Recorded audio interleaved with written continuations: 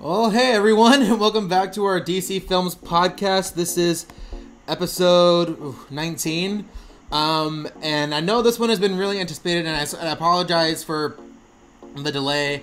Like last week was Thanksgiving here in the States, so it was a holiday here, so a lot of us are spending time with our family and busy with work, so it was hard to line up everyone's schedule to do the Justice League discussion. But, so we're finally here, or at least some of us anyway, so if you guys each want to go around and introduce you guys to the listeners. Hi, I'm Fatma, and I'm from Stay Awesome Gotham on Tumblr. I'm Danielle, and I'm a Social Justice League on Tumblr. I'm Katie, and I'm Story Advocate on Tumblr. Alright, so, I know there are definitely some things that we would like to talk about. So, I know we're gonna spend a lot of time talking about our issues with the movie, but I was just to at least have it be more of a fair discussion. Start out with the things we did enjoy about Justice League. So if each of you want to go around and take the time to explain what you did enjoy about the movie and what you saw. No, we did enjoy things. We just can't decide who should go first. So I was holding off in case somebody else wanted to get started, but I'll go if nobody else wants to. Well, Yeah, you're more than welcome to go. Oh, man. I figured somebody would be like, all right, and jump in there. But, okay. God, honestly, I could spend 3 hours, and I don't think I would still fully discuss this movie. Okay, I always had a feeling that Cyborg was going to steal the show, and we were told he was the heart of the film, but I love Ray Fisher, even before I, actually sat down and watched him in the movie, but doggone it, I love him even more now. He's perfect. He's perfect, guys. He's awesome. I loved him as Cyborg. Loved him, and I was only bummed that we didn't get more because he's wonderful. Mm-hmm. And if they don't give him a Cyborg movie, I am going to hurt someone because they're already on my list. And, it's just, he really deserves one, and I really want to see him get one. He's awesome. He's a wonderful Cyborg. And truly, honestly, I just giggled every time Barry was on screen. I admit it. I was like, he's just so cute. He's so adorable. His infectious excitement. I was like, So, and I loved everything they gave us of Aquaman. So there's lots to love when it comes to that. Everybody is going to say that they love the Everybody Knows montage, which they should. So, that was truly one of the most beautiful things I've seen in a long time, and I was kind of bummed we didn't get more because that's what I expected it to be. But anyway, moving on. Happiness, things I liked.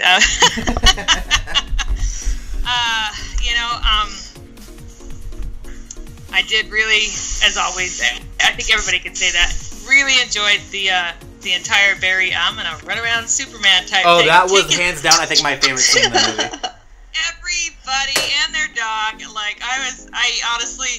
I spent half of the movie just kind of staring, but that moment truly got me, and I just could not help it. It was perfect. It was perfect, especially how he starts off in slow motion, and we're all just kind of watching him go, and oh, yep, it's in his perspective again, and it's slow, and then Clark's one eye moves, and we all go, I know. I'm getting giddy just thinking about it. Wait. I haven't laughed in the theater in such a long time. But that I'm sure it was freaking obnoxious. That was so funny. It was probably the height of the movie. And honestly, Ezra just doing Barry's face there was one of the best. Just the entire, complete, flabbergasted face, what? So good. Slow motion is the best thing ever. So yeah, I loved that. Absolutely loved it. I don't know. I've got a bit of a list, so if somebody else pick it up from here, please. Okay. I completely agree with everything you said about Cyborg and that scene especially. It was just great. Honestly, I can honestly say I think the fight between the League and Superman, I think, was a better fight than the final battle between the League and Steppenwolf, to be honest. Yeah. Mm-hmm. Yeah. Because it felt like it was that felt more of Zack than, because so much of the final battle was just like when Superman came, it was kind of cool, but it didn't feel like the Superman we have been known to appreciate so far in the DCEU. Thank you. And I'll get more into that later on, but there's that whole sequence, it wasn't necessarily the way I would have thought they would have brought Superman back. And after reading some of the stuff like that was cut and like I don't know if it's true or not. I've read some stuff about like what Zack originally intended. He was going to use like part of like the Codex as one of the reasons why he's brought back. Like that's one of the reasons why he was like his body was able to maintain like it's like maintain itself without fully decaying. I would have found that really interesting. But the way they handled it, again some of my issues with it. But I think that whole sequence of him flying out shirtless, mind you. That's the, You don't need to Weird, lie, like that's he your not one. only busts out of the coffin, but his clothes just rip right off, and we're Yeah. like, Very "Thanks, important. Zach. We love you." I So, know. That was the part where I'm like, okay, I know that was all Zack. Even yeah. Snyder-esque nudity. it's like Henry. And then you people take have your the shirt off. cheek Zach, to say "Yeah, that- come on, you know, gotta take it off. So. And then people have this cheek to say that Zack Snyder like does that for women. He's never even had any of them naked. I think he's had Henry Cavill more show more like of his body than any other like female ever. Oh my I God, know. Steve, now Or all I can even- see or is him even going, Ben, okay, Henry, even you Ben, need to be you see it. shirtless in this scene, and Henry's like, I'm just a piece of meat to you, aren't I? You know? Do you think I Zack? keep saying, Do you think Zack Snyder has like he's low key into Henry, but he doesn't want to say? Yeah, I know. Zack Snyder's Like, honestly, ultimate it's just cut like- of Batman vs Superman has Ben Affleck's ass. Like, I don't know what It's to true, tell you. it's true, you know, so it's not just restricted to Henry, but, you know, I will say, I will stick with what I said before when we were talking about the Amazons before we even saw the film.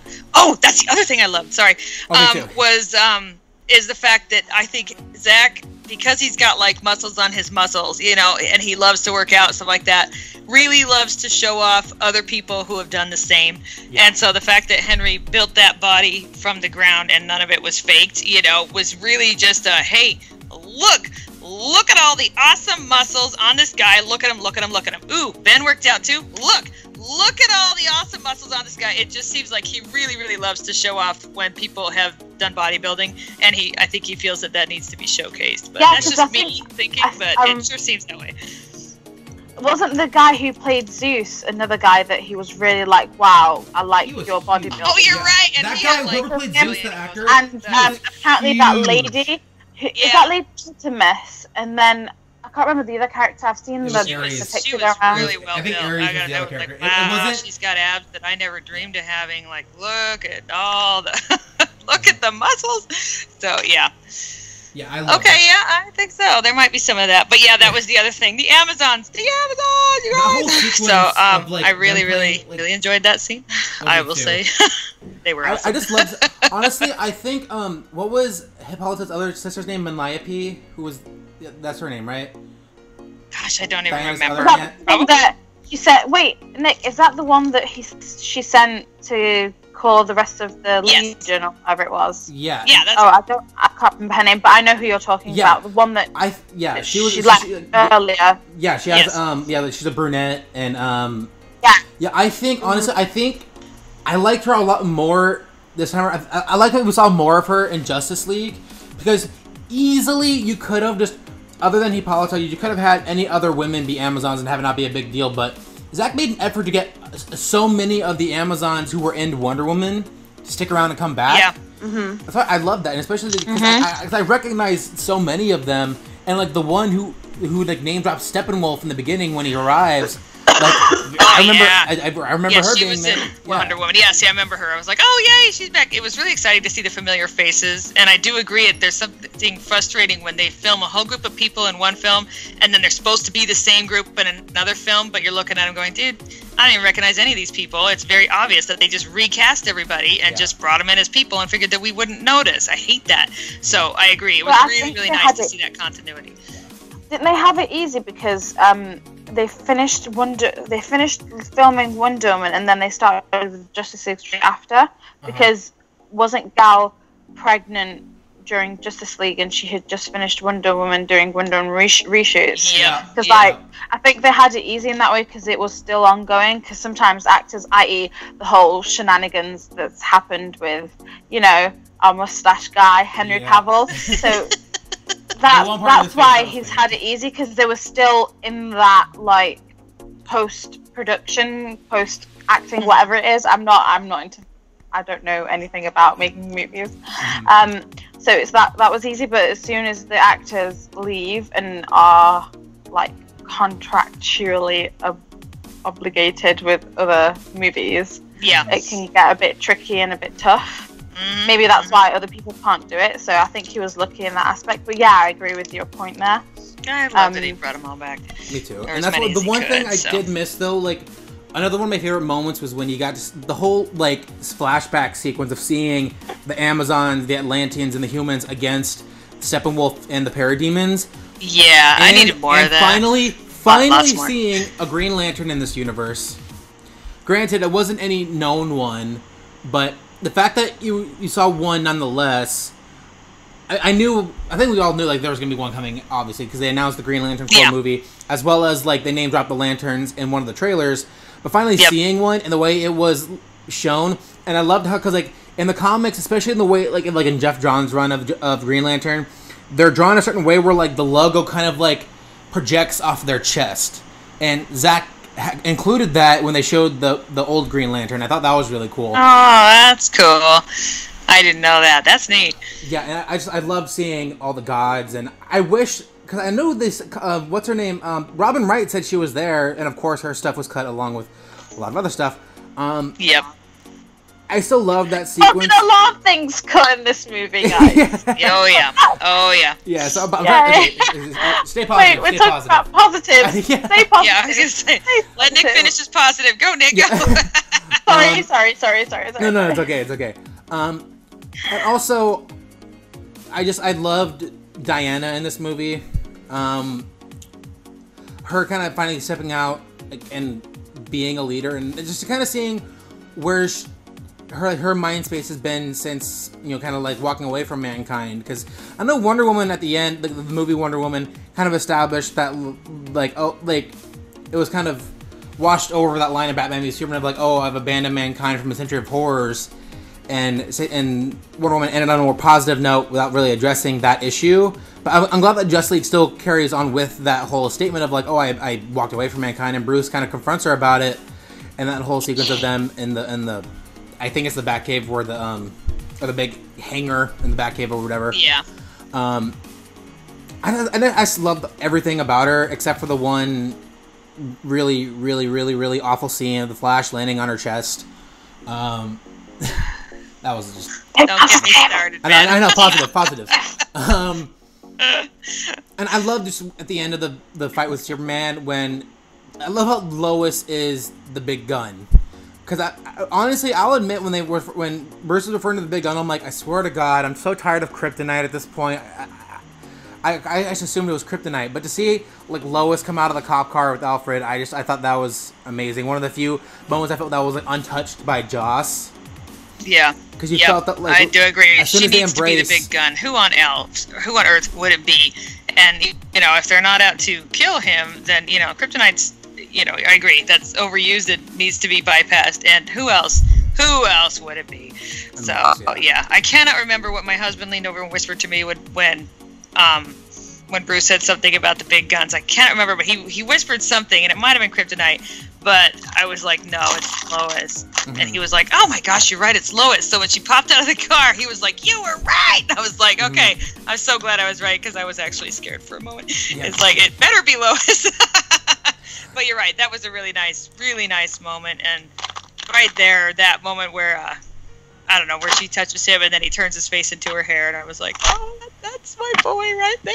That's my boy. Oh, they let Cavill do some acting for 15 Oh gosh, seconds. see, that's the acting that I always that we get from him. That's the acting that Zach gets, and it was so beautiful. Good. And then it was gone, and then it was gone. Then it was gone. He had this gorgeous. They had a gorgeous moment there, and that was beautiful. That's where I think that was the one moment that was untouched by Joss in terms of Lois and Clark. So. Yeah. And it was truly gorgeous, and it was just always the stuff that we've always got from Zach between the two of them. Yeah, it doesn't come down to words and lines and stuff, and it always comes down to giving the actors enough time. Like you can see Clark come down off of the, kind of the rage height. You can see the confusion, and then you can see that feeling of this feels familiar, and I need it, you know, and then the turning of, I agree, Danielle, you're right. Just give him the space to act. Give him a moment, you know, without trying to throw one-liners in there. The actual score behind this entire scene, it would have been probably, it would have been my favorite. It would have been my favorite scene in the movie, altogether. Like the fight with Superman leading up to that moment with him and Lois would have been spectacular. The only thing that was flawed about the entire sequence was, I mean, I quibble with some of the dialogue. I think that a lot of the dialogue that they added was fucking stupid. But stay positive. Stay positive. Yes, positive. But I think that if they'd added the score to that moment, that would have been my favorite moment in the movie, hands down. Yeah, it would have been perfect. Kind of things that like I need when the film comes out. Like all you awesome YouTube video people who do this kind of awesome stuff and put score behind things, you know, would do something new. Please, just cut that and give us. That's a fandom. I know. Should be, well, that's already like, and give you thumbs, follow you forever, and link it to everyone I know. You know, we need this. I know. Throw that slow piano behind that hug. I know. Yeah. See? I know. That's why, like, honestly, like the fact that people have already started doing it, like. I think one of my favorites so far. It just like that last part they did, the very end of it with the what are you doing? Man of Steel Day. I'm watching it on my tablet and I'm like, I watched it so much. Yeah, I mean, I've it was that perfect. So much. Come on, man.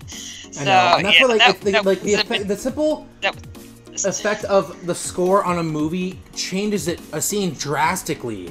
Like the ending, by the time the movie ends, I'm like, okay, like that was okay, like whatever. But when you add Hans Zimmer's score, it just elevates the quality of that scene. Yep, and it really does. Like, it really does. He elevates the emotionality of the moment. Mm-hmm. He elevates that kind of you're in it too feeling. You know, I think, honestly, that I didn't appreciate it as much until it was gone. Seeing the scenes without that music support, seeing the scenes without that big booming musical support, I realized how important my experience of all these films is to the actual music. Yeah. I've always been enamored with the music. Like, I think Lex's theme is freaking genius. And I'm super obsessed with it. And I mean, like, I listen to the Man of Steel soundtrack like pretty much nonstop. It's like my entire life, but. I never really thought about how important it was to those moments and how it makes those scenes happen in an emotional context. Yeah, and I think they were just kind of a given. Yeah, but sort of like that emptiness, that void that was left, definitely profoundly affected the film.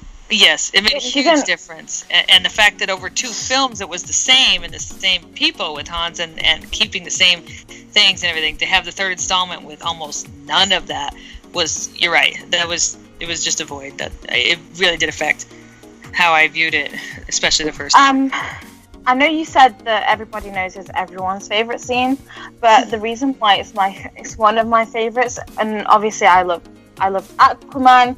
You guys have known I've been like an Aquaman thing for a while. I just feel like they sent him from what Zach wanted him to be with the reshoots, but that's the negative part of the video. I'm trying to keep positive. Thank you. And they took away some of his role, but other than that, I did enjoy seeing him there and seeing him underwater as well. And I loved Flash, and I loved the dynamic that he had with Cyborg. God, I just loved him, and I wish we had more of him. But the reason why everybody has a very I only realized how much I loved it the second time around. The first time around, I was like, wow, Zach did that. Right? And we all go, oh, look, there's Zach. It's Zach.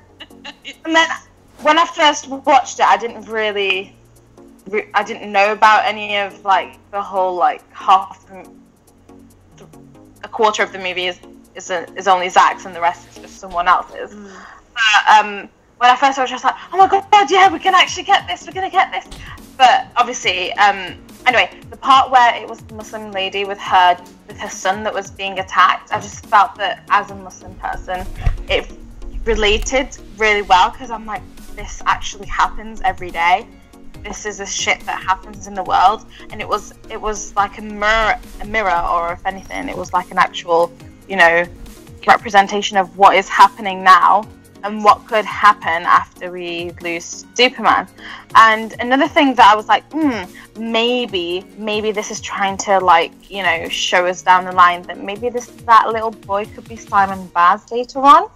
I'm a huge Simon Baz fan. Out of the Green Lanterns, if Jeff Johns has done anything great, is create the Simon Baz character, because he's just so multi-layered, and I just love him.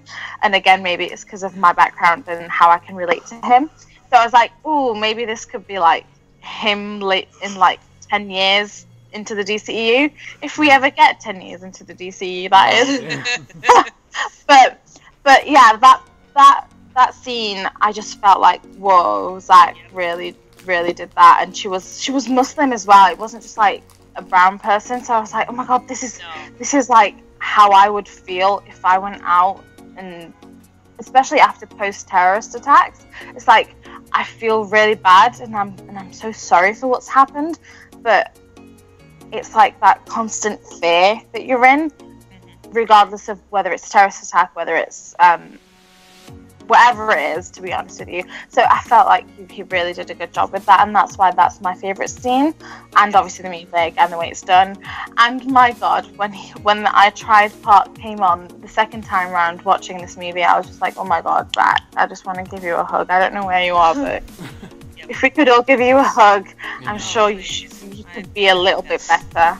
You know, the crazy thing about that montage is that, like, 5 minutes into the film, both me and my girlfriend are just soaking wet with tears, just absolutely destroyed by that montage.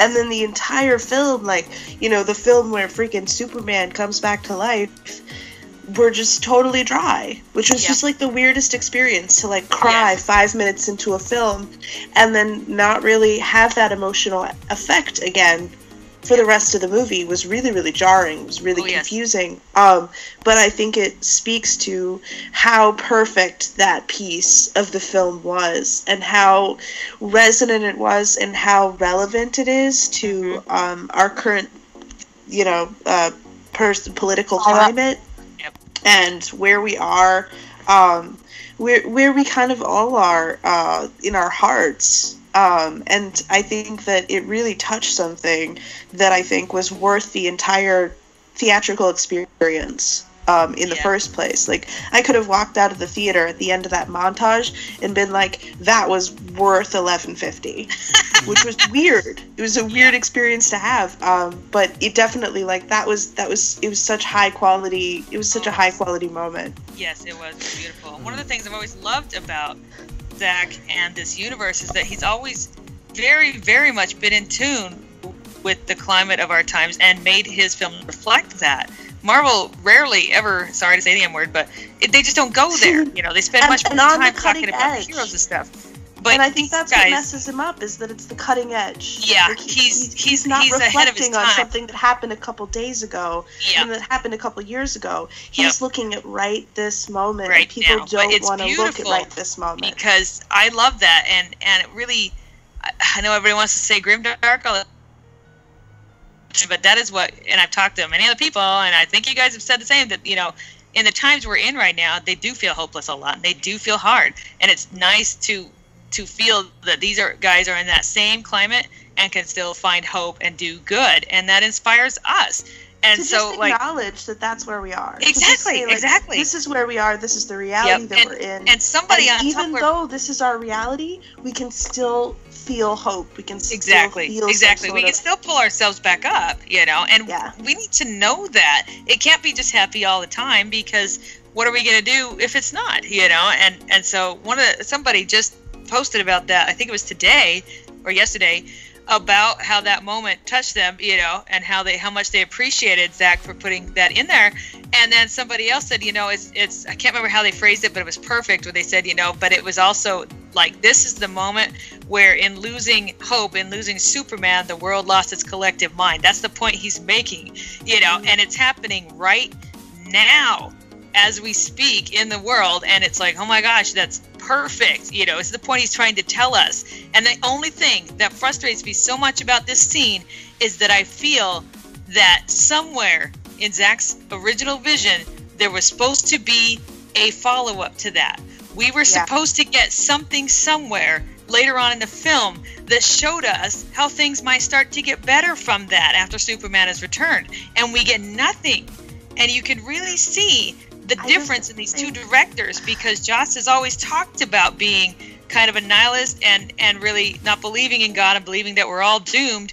And then you have Zach, who is determined to find hope and light, even in the darkest of times. And so basically that front part spoke to Joss because of how he views the world, but the last part meant nothing to him, and so it left. And, you know, that, and he's got a time limit to get into. And so it just... That's the only part about that scene that breaks my heart, besides the fact that the whole scene breaks my heart, you know, is that I feel like there's something else we should have gotten at the end to pull that up. Zach has always been really good about making these films come into and show us, like, the media and the world at large and the people in it, you know, and how it's affecting them. And we lost all of that. And it just... So, but yes, that particular scene was beautiful, and the moment the guy kicked the crates and the peaches and the oranges just kind of flew into the air in slow motion, it was like, oh, look, it's Zach. I mean, I knew the whole thing was, but for some reason, that particular moment just really, really struck me, you know, and it was, you're right, it was a beautiful experience, but it was very jarring to be like, oh, thank God, we're going to get a Zach film. And then to slowly but surely go down from there and be like, this is not a... It just makes me wonder. It just makes me wonder how, because that montage is so inflammatory. It's so cutting edge. It's so political. Mm-hmm. And I mean, it is political. It's outrageously political especially from a conservative studio point of view. Mm-hmm. It just makes me wonder how political the original cut of this movie was, and if that was one of the issues. It probably was. And I think that a lot of that has been clamped down. Guys. Mm-hmm. Yep. Is Warner Bros. Republican? I don't know. I mean, I always just assume that the CEO of any kind of big corporation is going to be politically conservative to a certain degree. Yeah. I just look at conservative, you're right, in terms of them is always about what's going to get me the most broad appeal. And I mean conservative as opposed to progressive, which is a large category to me. Because if you're not pushing the edge of progressive, then you're not actually progressive necessarily, in my opinion, because you're not progressing. You're not literally being any kind of liberal. So I probably, over-define conservative. I probably over-define conservative. Sorry, I didn't know, because I don't know no, it's all good. It's how just, America works. I know what you're saying. I am politically aware of what's happening in America in terms of politics, but I didn't know whether studios had, like, things like that. No, I think that, in the end, it's just a matter of we don't want to alienate too many people, which is hilarious. But, I get what you're saying, Danielle, in terms of they're going, we don't take too many big risks and we don't do too much inflammatory stuff because it's going to tick off people who are paying customers. Unless it's aggressively conservative, which the Nolan films were. Like, that's the thing. That's the thing that gets me, is that, like, it's too political when it's progressive, but when it's conservative, when it supports the status quo, when it does things that support nihilism and support, oh, well, this is just the way things are and you have to respect the system, then everything's fine.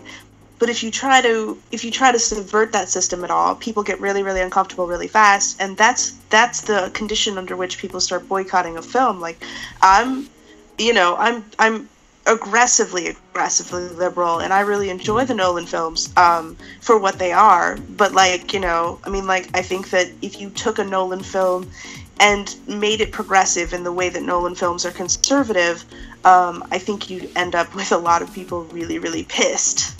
And I think that's just an interesting statement about our status quo and what we will and won't accept in terms of rocking the boat. This is true, and there's a Yeah, said it well there. I can't add that. You're right. You're right. I just wonder if the original, because like. Are we going into the negative now? I think we might be going into the negative. Okay, before we finish, there's a couple I things I think wanted to we've finish tried up. our best to find the positives. Because Everything I'd love else. to talk. I mean, like, I'll talk for a couple more minutes about how much I love Ray Fisher, because holy shit. But Oh my god, I know. You have to. you know, love in Ray. order to finish this point. Oh, sorry. Okay, but also the end credit scenes. Can we talk about those for a second at least? At least. Oh, we'll talk about one of them. Oh yeah. At least, Sorry. okay. So obviously, if you guys are listening to this, full on spoilers. I mean, if you've been listening this long and haven't seen the movie, sorry. But I imagine anyone listening to this have seen the movie. But that first end credits or the post credit scene with Superman and Flash racing, I know that was Joss, but I still got a kick out of it. Like just like, as a fan of Superman and the Flash, because that's been like the comics. Just their like endless race to see who's faster. That's never really been fully answered. I enjoyed that scene for what it was. But I just want to get that out there. I don't know how you guys feel about it. No, that's totally fair. You're right. I'm being too hard on it sometimes. It was truly adorable. I don't know what it is about Henry giving him that cute little look, and Clark, excuse me, and then pointing the other direction. Yeah. Oh my gosh, that's so freaking cute, Mm-hmm. So I hear you. It was really cute. It just, I'm soured, guys. I'm so sorry. I'm just so frustrated and soured that it's hard for me to enjoy anything that I know is from that man. And so I'm so sorry. You're right. So it was keen cute. for interaction between Clark and the League. And had been waiting so long for that, and that was like what I was really invested in. I wanted to see all of that stuff, and it just felt like someone else was in his place doing that stuff. So it was really hard for me to enjoy any of that. Yeah, and that's totally even though every single time Ezra's on screen, he knocks it out of the fucking park. I know, and he's so cute. And He's so a how can you freaking not laugh? delight. He's adorable. He's so sweet and earnest, and I think he's probably the closest to sort of like bringing a sort of like version of Henry's energy in terms of like the group dynamic, which I think is really great because he's also like the light in the dynamic. Like he just sort of like comes in and is so sweet and unassuming, and really honest about how out of his depth he is. And I totally love him, and I think that it's been beautiful to replace him, to have him placed in that place, because Grant Gustin is pissing me off so much. Oh god, yeah. I completely agree, and that's what, like, the one thing that really bugged, and this is kind of a negative. Okay, I just want to say this: the scene when they go to Barry's lair or whatever, and it's after the moment where he realized that he's Batman. And he's like, "So you're fast," and he's like, "I have no friends." The one part of that I could tell was 100% reshot because you could tell it's on a green screen.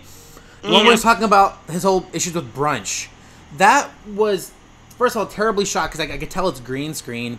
Yeah. But that was the one. It was just like that scene was fine without that scene, without that moment. It was unnecessary. That's what it was. It was unnecessary. Like it was fine to have that joke play off in the end with him and Henry, but that one scene just really irked me because other than that, I loved Ezra in every scene. You can just tell. Totally agree.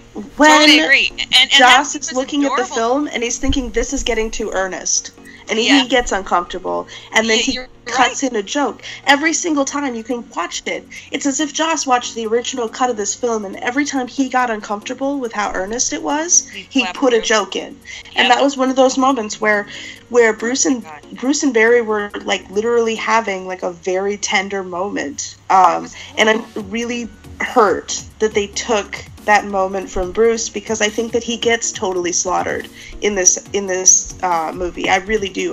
The more I think about it, the more I think about the Batman performance, and the more I watch all of the beautiful shit that Ben did in Batman vs Superman, the angrier I get about the way we treated Batman.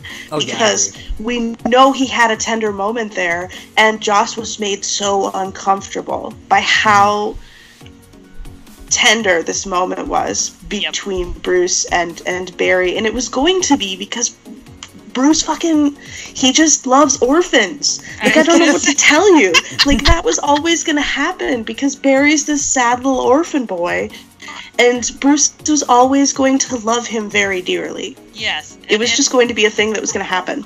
The whole thing about it was beautiful, and what a wonderful thing to see this man who has sunk to such depths of despair, you know what I mean, that he was in the wrong entirely in Batman v Superman, and then to come back and be able to find himself in a better place and be able to reach out as a mentor / father figure / I'll adopt you if you want. The instinct to give him an orphan is so beautiful. Yeah, it's so beautiful. The instinct to just be like, well, and you know how we fix Batman? Just set an orphan on his doorstep. I know. Adoption papers, you know, but everything's better. Way back when, and I want to say it was like one of the early trailers or something that Zach gave us. I don't remember. I think it might have been that Comic-Con trailer that Zach cut together himself, the very first one we ever got.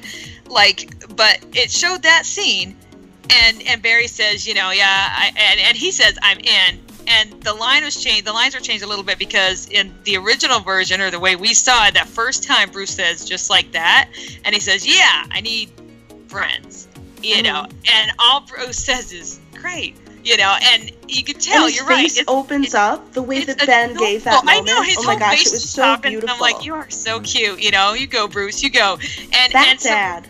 Yeah, it bothered me very much to see them take those things out. And what you say about the earnestness, you're right. Now that I look at it, I'm like, what the heck, man? Every time it tries to get a little bit, you know, tender or earnest or just too serious, you know, then we've got to chuck a joke in there. And it's like, no, really, it's okay. Let us have this, you know? Like, I don't know. Two directors just could not be more anxious. It's so insecure. Yeah. So anxious and insecure. Guys, you know when I think Ben Affleck had an interview at one point before the movie, and one person asked, "Oh, how did you feel?" Because as a director, because Ben is also a director, you guys know this. Anyway, he was asked a question saying, "How did it feel like having two different directors?" Like, it's very interesting, and he tried to make it as diplomatic as possible without causing as much controversy before the movie, or without letting us know that he's not happy with it. But he was so obvious that he didn't enjoy it. He was like, it's good, it was an interesting way to do it, but I'd rather not have two directors on a movie ever again, kind of thing, or something along those lines. And could you not tell that they tried as much as they possibly can, all of them, to be enthusiastic about this movie, but especially Ben, and I don't know whether it's because he's so I thought it was because he was anxious because of what happened with Batman v Superman. But when I look back, I'm like, as a director, regardless of what Ben's personal life faults are, I don't care about them currently. All I'm caring about currently is him and his professional life. As a director and as an actor and as a producer as well, I think he's produced quite a few movies or done both at the same time. I'm sure he was sat there and he was not happy one bit about the reshoots. And every time a reshoot happened, he was just like, Joss, you absolute nincompoop. Why am I a two-time Oscar-winning actor, director, working with you? And I think he was comparing what Zach had and what Joss was doing, and he didn't really enjoy it. They really didn't like it, and they tried their best to be nice about it, but I felt like it makes sense now. With Joss, you don't pull that talent. You don't pull that kind of talent. And this is another thing about, like, the casting of Ray Fisher doesn't happen under a regular director. Nope. It doesn't, because he is, I mean, like, this is the thing, is that, like, I've always been a fan of Ray's enthusiasm, and I've always thought that he would be a fantastic cyborg, and, you know, I've always endorsed, you know, the ultimate fanboy. I think that fanboyishness is one of the most important things about being in one of these roles. I had no idea that he was brilliant. I had no idea. I had absolutely I couldn't fathom. Like, I watched his first scene, and I just sort of, like, sat back, and I was like, this dude's in a superhero movie. Like, getting this kind of talent, getting Amy Adams, getting Ray Fisher in these kind of films doesn't happen. It just doesn't happen. Like, even the the really acclaimed actors who have been in these kind of films aren't the pinnacle. They aren't the people who hold those Academy Awards. They're not the people who end up in those circles. And to get people like Amy Adams to work with you, to get Ben Affleck to work with you, to get Ray Fisher to work with you, you have to be an exceptional director. It has to be an exceptional opportunity.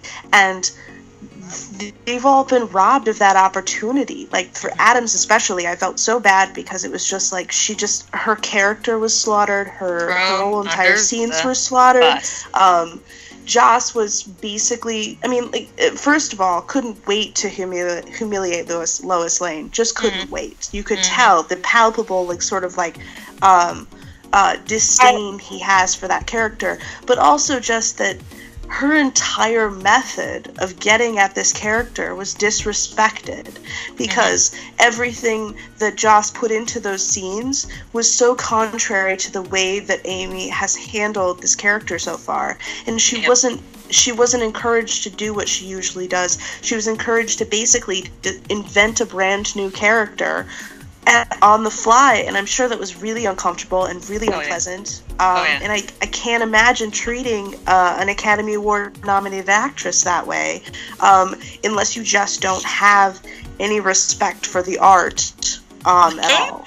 You'd be shocked. You would be shocked at how many directors out there, and I'm not talking Hollywood because I've never been there, but even just in the theater world, don't have much respect for that kind of process.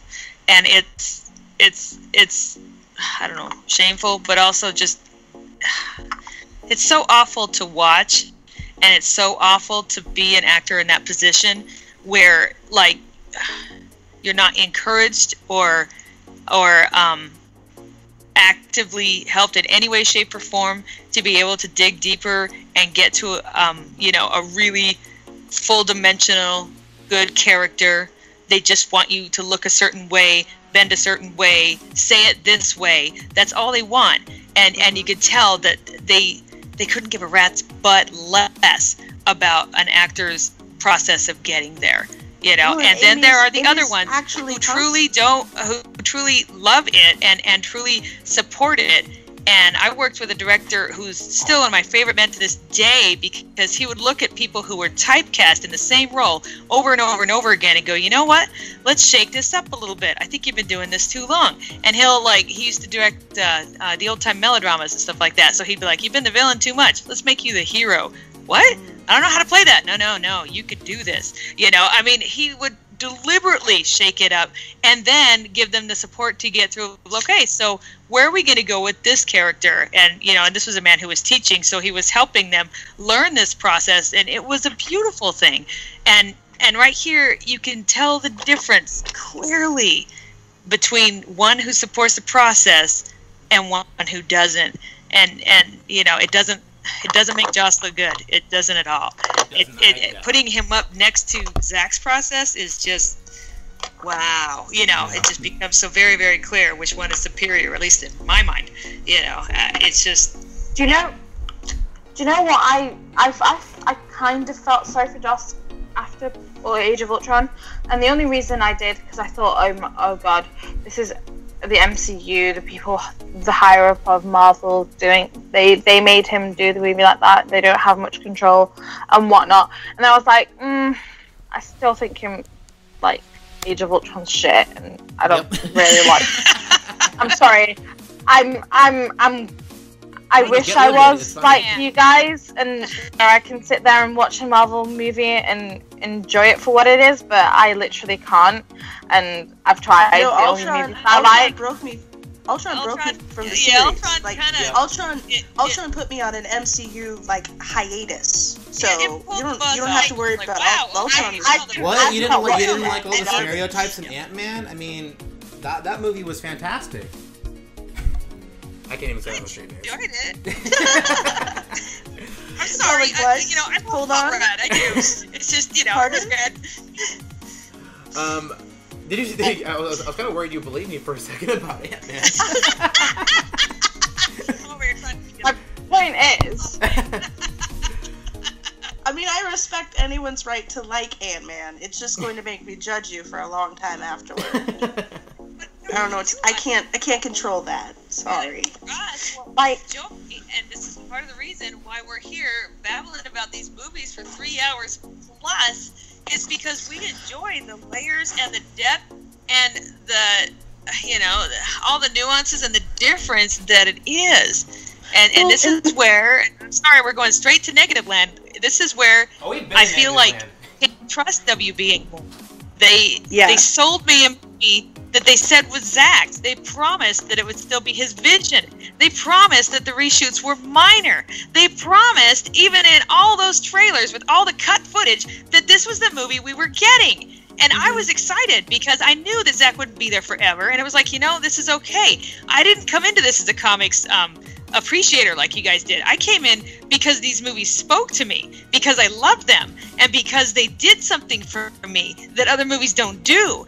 And so I came in expecting that, because I was promised, in spite of all the red flags that I ignored because they promised, that it would be this way. And it's not. It's so not. And it's so obvious that they told Joss to go in there and do these things, and that they made sure it was under 2 hours, and that they deliberately dismantled whatever Zach was doing because they just didn't care, and they wanted the acclaim and the dollars. And now it's like you've turned me from a die-hard DC fan or DCEU fan into a casual one where it's more like Marvel, and I'll pick and choose what movie looks interesting to me, and I'll always go in with a little bit of, I don't know, this might suck in spite of what the trailers say.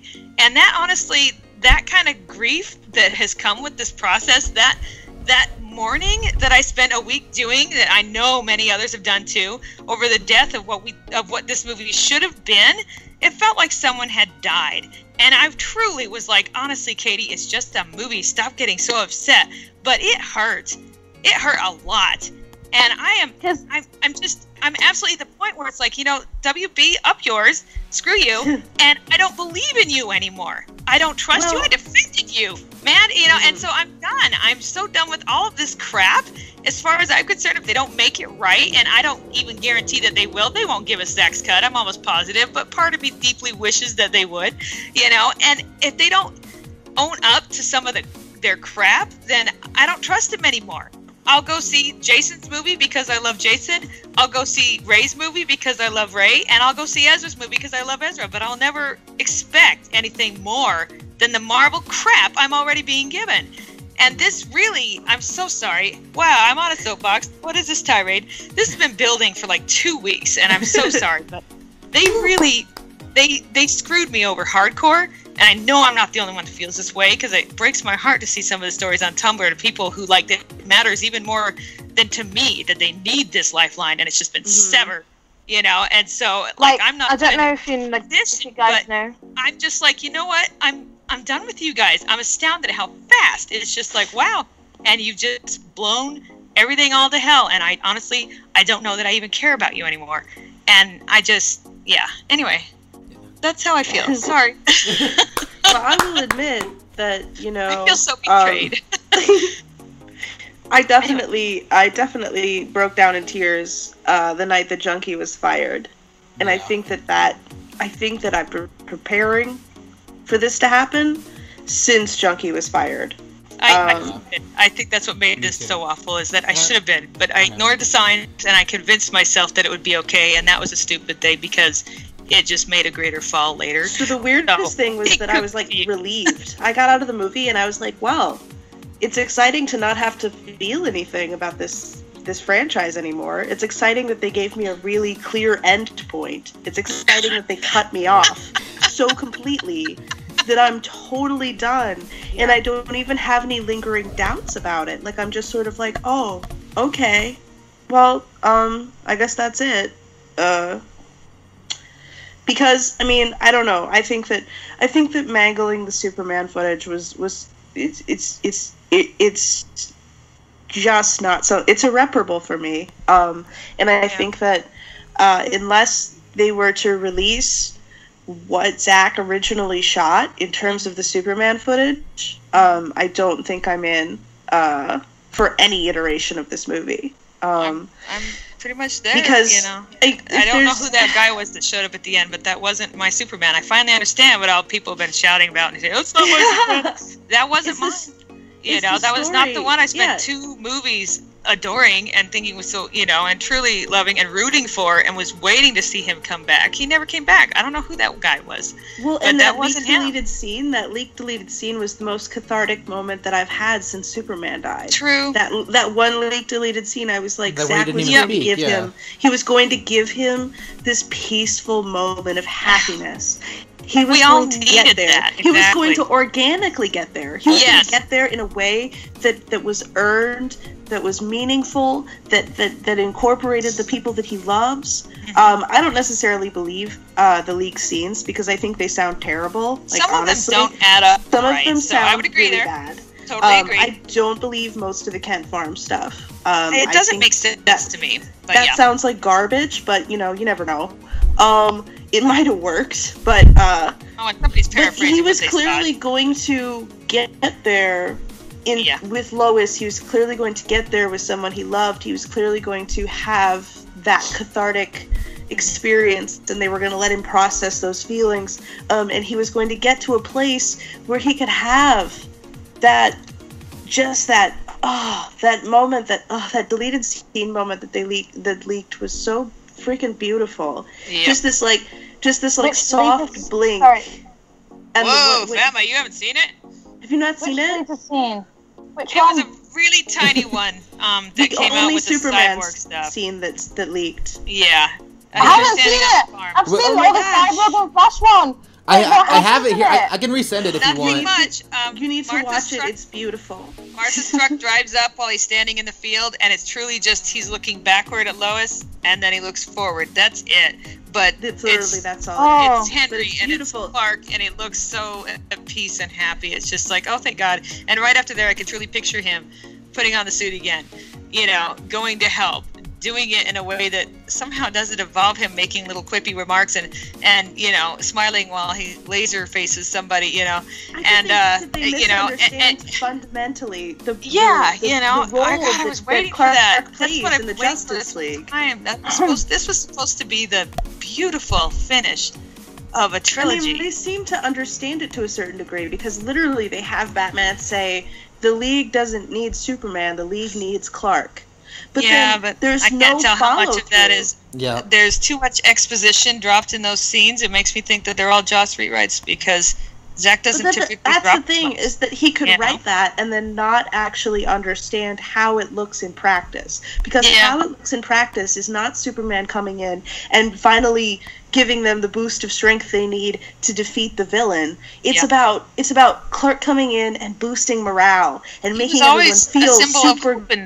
That's and the whole making everyone point. feel super like, you know, like they have a purpose. Like they're doing something for a reason. And that's his role. His role isn't about how hard he can punch. That's the coolest thing about it, is that they have the strongest dude on the team is not actually there to punch anyone. No. I mean, he's generally tanking. He's generally just the guy who takes a lot of damage and can. And the whole point of him is getting to that point where we don't have to have civilian casualties. We don't have to sacrifice one thing to get the other. We actually do. We get to win. You know, it's that Doctor Who. Nobody dies today moment. Everybody lives. Yes. Yes. That moment. That's what it's supposed to feel like when Superman shows up. It's supposed to feel like that. It's supposed to feel like mercy. And it just felt like they were like, well, they fought the boss and then they didn't do it, and they fought the boss again and then they didn't do it, and clearly all they needed was one more heavy hitter, and he was just like, it was so mathematical. It was so video game. It just felt like they didn't understand what his actual purpose was in the group. Much of everything Joss put in there felt superficial to me, and that really bothered me because, like the scenes, they're just dropping one-liner quips and exposition left and right, you know. And what I finally realized the second time through was that what bothered me most about them was that, like,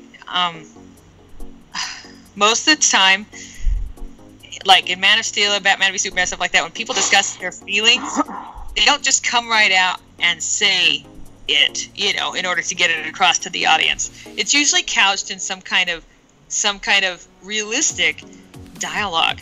You know, Martha's talking about afraid that the world will take her son away from her because he's an alien now, he's found his people, you know. But it comes out as, when you were a baby, I used to sit by your crib and listen to you breathe, you know. And so it comes out like that.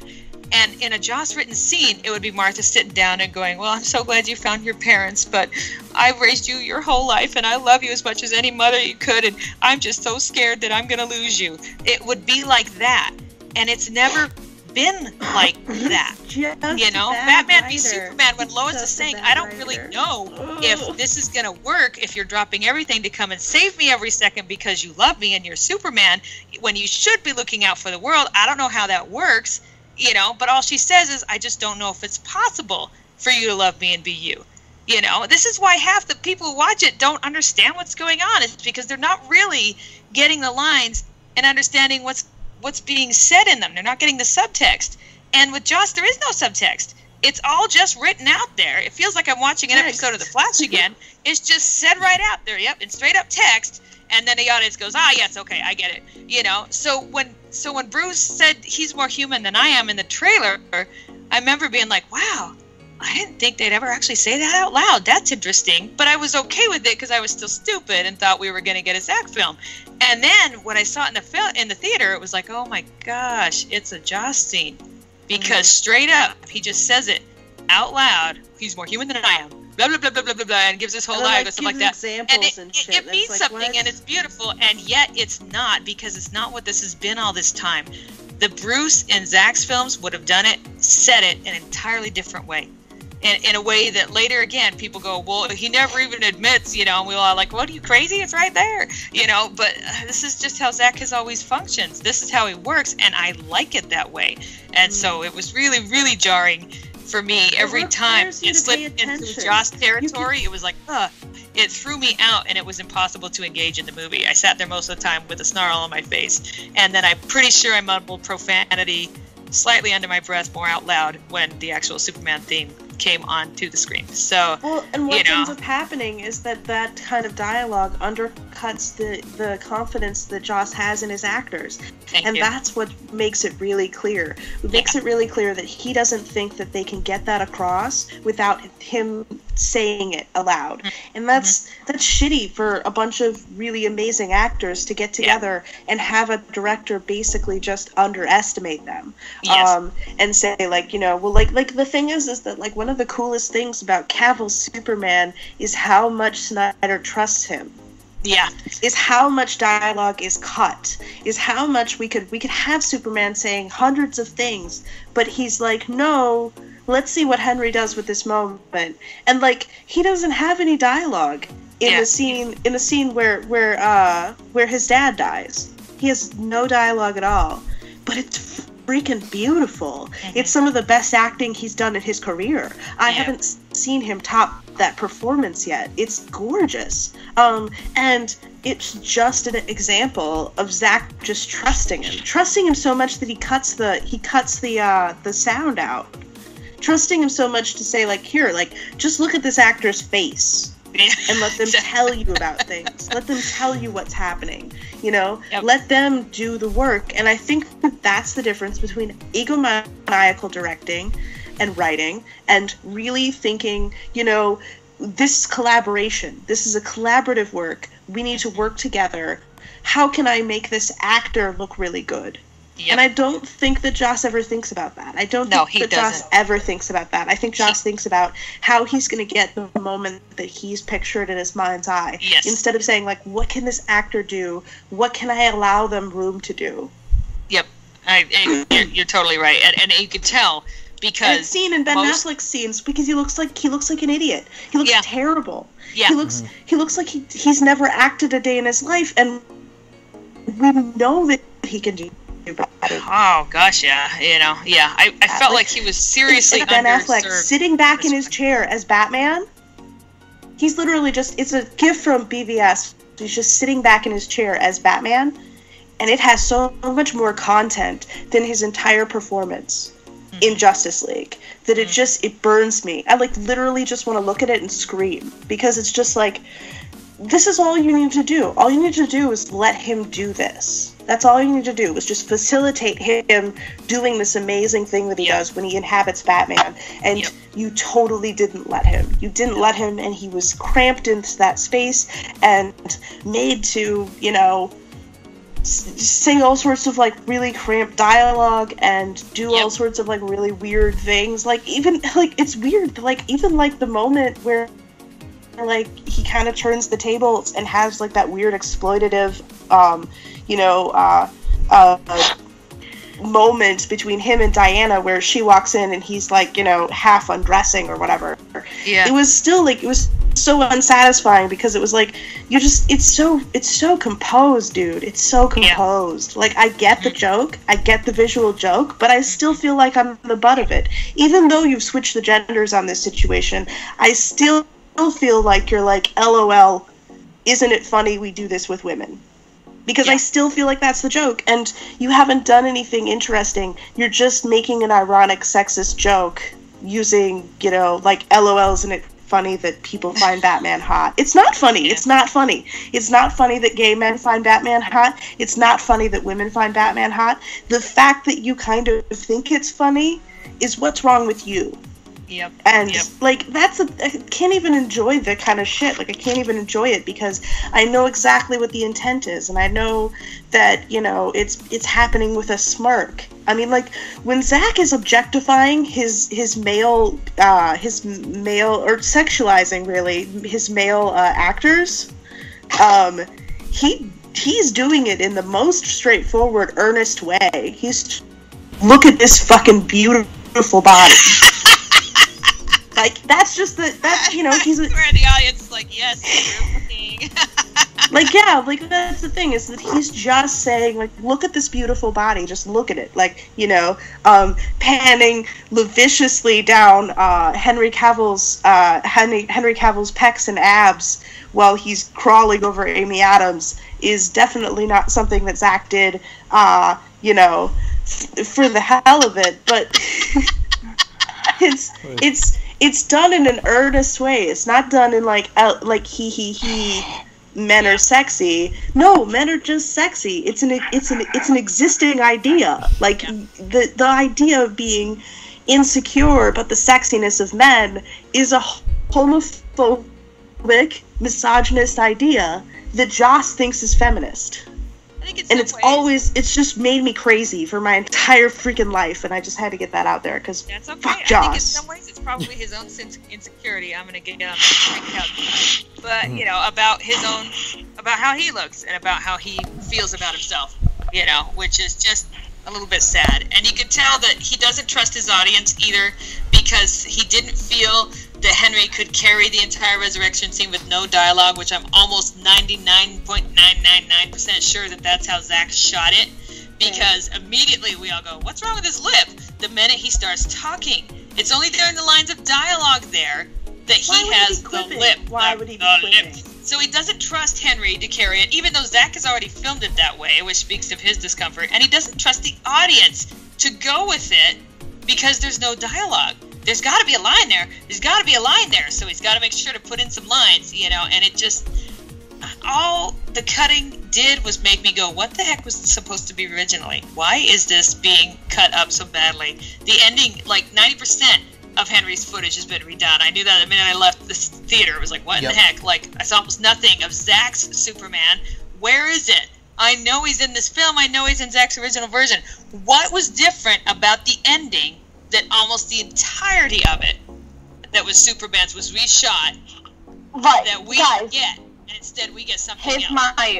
Here's my view, because I honestly don't think we will get an extended cut or Snyder's vision either, purely because the reshoots that were done, especially with the Superman story, and I don't think Zack wanted Superman to return to life via Mother Box being submerged into Kryptonian amniotic fluid. That's just fucking not what Zack would have done at all. He would have done something completely different, because in one of the trailers when Superman was walking to Alfred, clearly Superman came back to life in a different way because Alfred was the first person to see him, and everyone else just had given up hope and just tried to fight the fight without Superman. Did you get where I'm coming from? Yeah. Because that's what I got. And if they in any way do a Snyder cut where Superman looks normal and human and doesn't look like he's had a jaw transplant or whatever it is, because it just looks completely distorted. It's funny, you can tell. So even if they do that, they will literally be giving us a completely different movie. Exactly. And that's 100% different movie. And they won't. And I mean, it would be great to see some extended bits here and there. But I won't be rushing. I'll probably buy the Blu-ray. I don't care. I mean, if they're reshoots, I don't want an extended version. I hate to say it. Yeah, it exists. The ones I get are bad enough. Thing exists. You know. The I know. Snyder It's just Cut a matter of exists. whether they'll release it, and they probably won't, because heaven forbid they admit that they're wrong and that they completely and totally screwed up.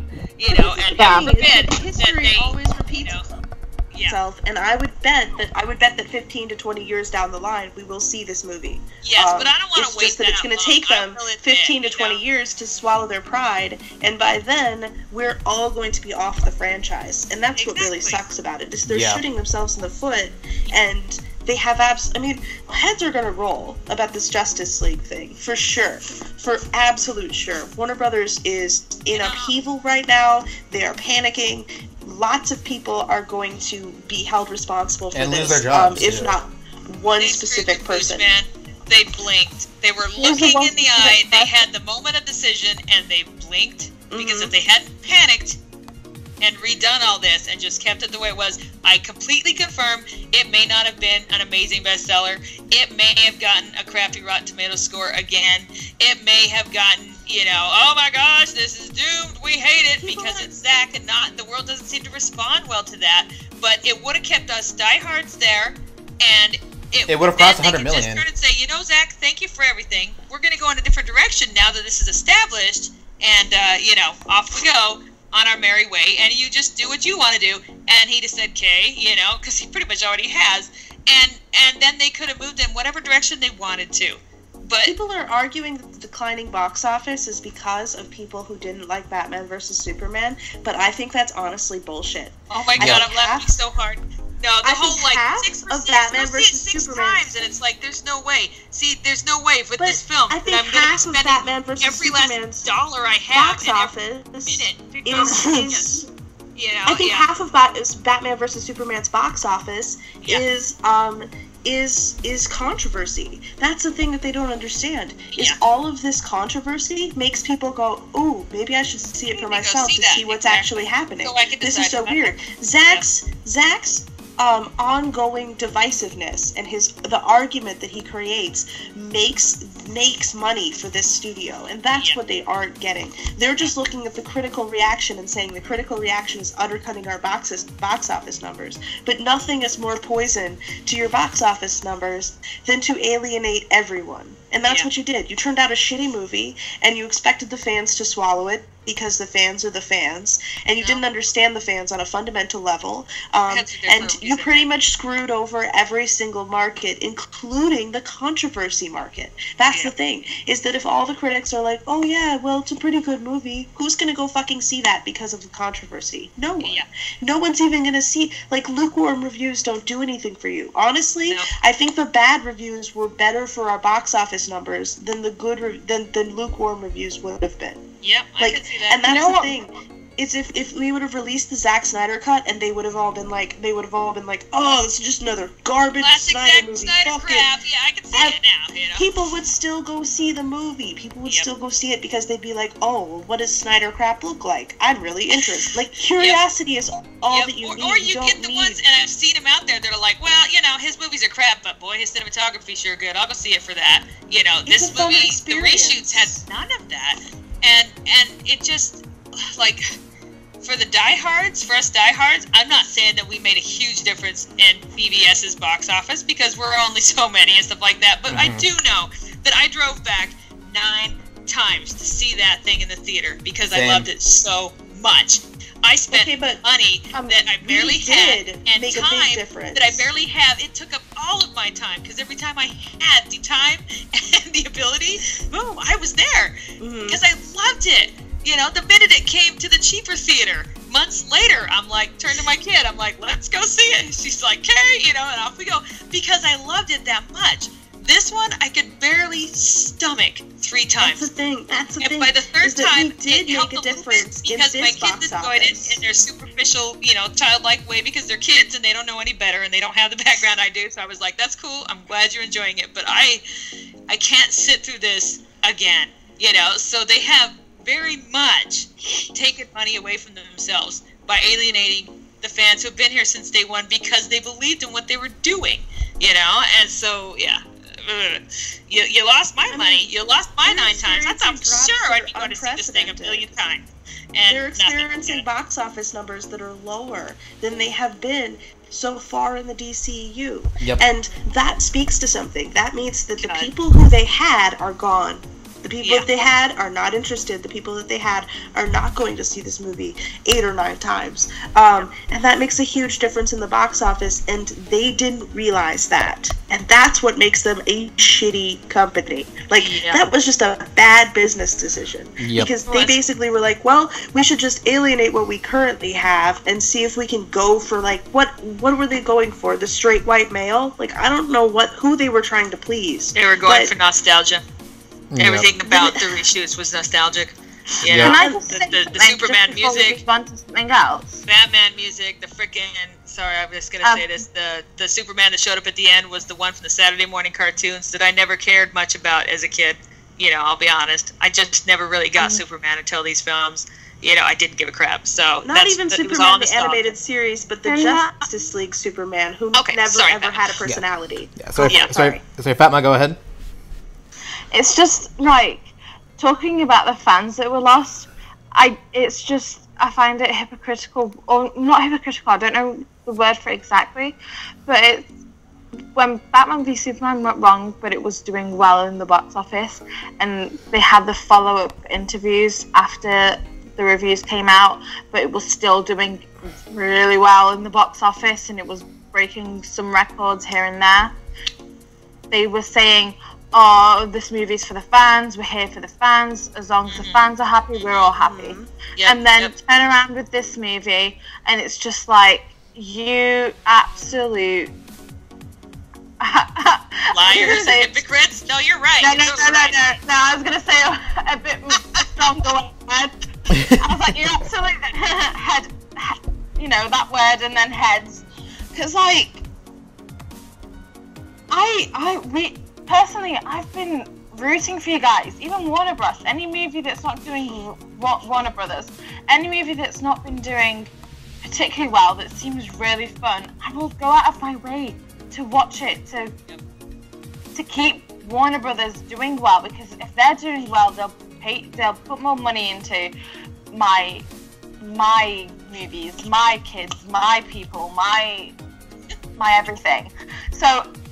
But now I'm just like, fuck all y'all. I really don't care if I get. That's it. If you want to do a DCEU, you are more than welcome to. But I'll probably watch it once. I won't go to midnight viewings, and I'll just watch it maybe the first weekend, maybe the second. I don't care. But if this is what you're going to be doing, and if this is the type of washed out crap that I'll be getting, then I'm not out, because I still love these characters dearly. They are my favorite characters ever in terms of superheroes, and in terms of, you know, that kind of genre, if that's what I'm trying to make sense of. So I will support that and I will watch it, but I'm not going to be your diehard fan. I'm not. I just feel like but then, Nick, I agree with your review that you posted on your YouTube account, where you were saying how you still enjoyed it. I really enjoyed it the first time around. I was like, oh my god, yeah. And I think it was the excitement that I got from seeing all of these characters for the first time interact for more than 10 minutes in a trailer. And that in itself gave me a lot of enjoyment. But then when I watched it the second time round, I was just like, you know what? I didn't see that the first time around, but I'm really not happy about this. Like, I didn't notice it the first time because it was a midnight viewing and I was so excited about it and I really enjoyed it. But then at times I was like, huh, really? Anyway, I just want to get on to the next thing because I want to enjoy the next thing. I want to enjoy this. But just if I could, like Nick, I can't say that I didn't laugh, and I can't say I didn't enjoy moments. I'm so sorry. I've been soured afterward, and so I've made it seem like I just hated the thing all the way through, and I didn't. But I have such a love-hate relationship with it that I find it so hard to even talk about it. And you know, it just because I can sit there and I can enjoy it, and even if it's a Joss joke, if I enjoy it, then I feel like I almost hate myself for enjoying it, you know, because I'm good sorry. Joss scenes. There's a good I really Joss scene, love at least Zach's one. stuff, and Okay. Zach that's what I wanted, you know, and so yeah, it kicks my butt. And I won't say I didn't enjoy it. I enjoyed it the most when I went to see it with my kids because their enjoyment of it really helped me to go, okay, just, you know, calm down. It's okay. You didn't get what you wanted, but your kids are enjoying it. Look how they're getting introduced to these superheroes for the first time, and they're thinking this is great, and, you know, that really helped me. So, yeah. On the surface, the movie itself is not horrible, but when coming off of what it's been built on and coming off of what we were promised, it is. I really do think my dislike is very organic, though, because I think that, like, I know the Joss scene that I liked, and I didn't like any of the other ones. And which scene was it? The thing is that which Joss one was brings that? something interesting to the table, and that is, I think that he really did kind of understand the relationship between, even if he was a little insecure about it, he really did understand the relationship between Barry and Bruce. And that scene, that Save One scene, is Joss. Is absolutely Joss's. Writing is absolutely Joss's. Trademark is absolutely all of the best things about Buffy and Angel kind of distilled into a moment. He did a really, really great job with that scene. And everything about that scene really does work. And I just think that, like, that is what he could have brought to the project if he didn't, like, take it over. Yeah. And that's what's really upsetting about it, is that, like, Joss had something to contribute to this product. I think that Warner Brothers bringing Joss on to work on dialogue with Chris Terrio wasn't a terrible idea. I think in terms of tone, if they wanted to tweak it, that was a really cool way to do it, and it was a really interesting thing to do. What happened, though, is clearly that Joss had way too much say about the edits and way too much sway, and then all of a sudden the movie became his movie. And I think that, I mean, like, in my opinion, that's when Zach just sort of said, okay, cool, I'm done.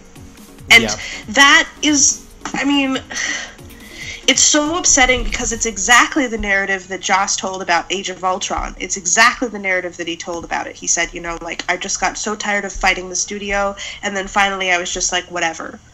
And it's like, to turn around and do that to another filmmaker, to turn around and do that exact thing to another filmmaker, and not only that, but someone who's had a personal tragedy in the last year, and to take advantage of that vulnerable situation, and to be part of that, is just so scummy. And I don't expect more of him, but I did expect him to understand what that felt like. I did expect him to have some empathy for that position, and it's clear that he had zero empathy, and that he was more than happy to take this film away from him. Yeah. Yep. And if I can, Sorry, Nick, you want to say something? Totally agree, Danny. No, yeah. Go, Nick. To kind of go off what Fabian was saying earlier, you know, obviously, I said to you guys in the group chat, but for everyone listening, I kind of had the opposite effect with seeing the movie the second time around. Like, I walked out of it the first time around, like, the good in the movie for me outweighed the bad, and the more I thought about the good, the more I was like, yeah, I love this movie. With, some very big flaws that obviously are Whedon and fucking Elfman. But oddly enough for me, the second time around, in most movies, it doesn't happen like this, except for, like, maybe Batman v Superman, where, because I knew that I knew what I didn't like exactly, there wasn't anything bad that I necessarily wasn't expecting. Like, everything bad about Justice League that I didn't like the first time around, I knew was coming. Like, there wasn't anything, like, I noticed the second time around being like, oh, well, great, now there's something more shitty that I don't like, you know? Like, for me, because I went with my little brother, and I went to a packed theater. it was literally there. I don't know if there's even a single empty seat in the house. The biggest theater at the movie theater where I saw it, and the audience. It was a fun movie going experience. Like what I wanted in just going to see a DC movie. Like the part where Bruce is trying to recruit Arthur, and he takes off and Arthur takes off his shirt. So much of the crowd screamed, like the women and a couple of guys. No kidding. Like that was fun, and the part where Clark says, "Tell me, do you bleed?" People reacted to that, and so many of the scenes, it just felt like to me like the experience of being there and seeing it again like that. Like for me, the one thing I walked into the second time around was that I know I'm not watching Zach's movie. Yeah. That for me, I know what to expect. I loved the characters. That hasn't changed. And I'm going to this thinking this is just a movie with my favorite DCEU characters. And the plot, okay. But for me, I was still able to enjoy it. But obviously, I wish I could love this and say it was Zach's movie. I really wish I could. But it's not. And that's what when we were and the one thing I want to talk about too is, that opening scene, which is cell phone footage of the two kids trying to talk to Superman. That soured me because, first of all, the scene in thought could have worked. But that was obviously a reshoot shot because that mouth ain't Henry Cavill's mouth. Looks like they copy and pasted it from fucking Hugo Weaving. I'm not even, Artyom brought it up in the group chat, seriously, that looks like Hugo Weaving from the fucking Matrix, and they just placed his mouth over Henry's chin. Is well, that's close enough, right? You're right. Oh my god. Literally, whose mouth? Whose mouth was that? And because I looked at it and I said basically that's Adam Baldwin's face entirely. Yeah. And Daniel, I agree with Yeah. Danielle, I agree with your point that you just said before, Nick, as well. But the way that I'm going to go ahead with this, because I do want to watch it at least 3 times. Mm-hmm. I've given it, the last time I watched it was maybe last weekend. I think last week. No, it wasn't last weekend, it was the weekend before. But I might go this weekend for my last and third time, or maybe the weekend after, and just calm down and just watch it for what it is, and just forget that Zach was stabbed in the back and in the front and right in front of his face. It wasn't done in a sly way.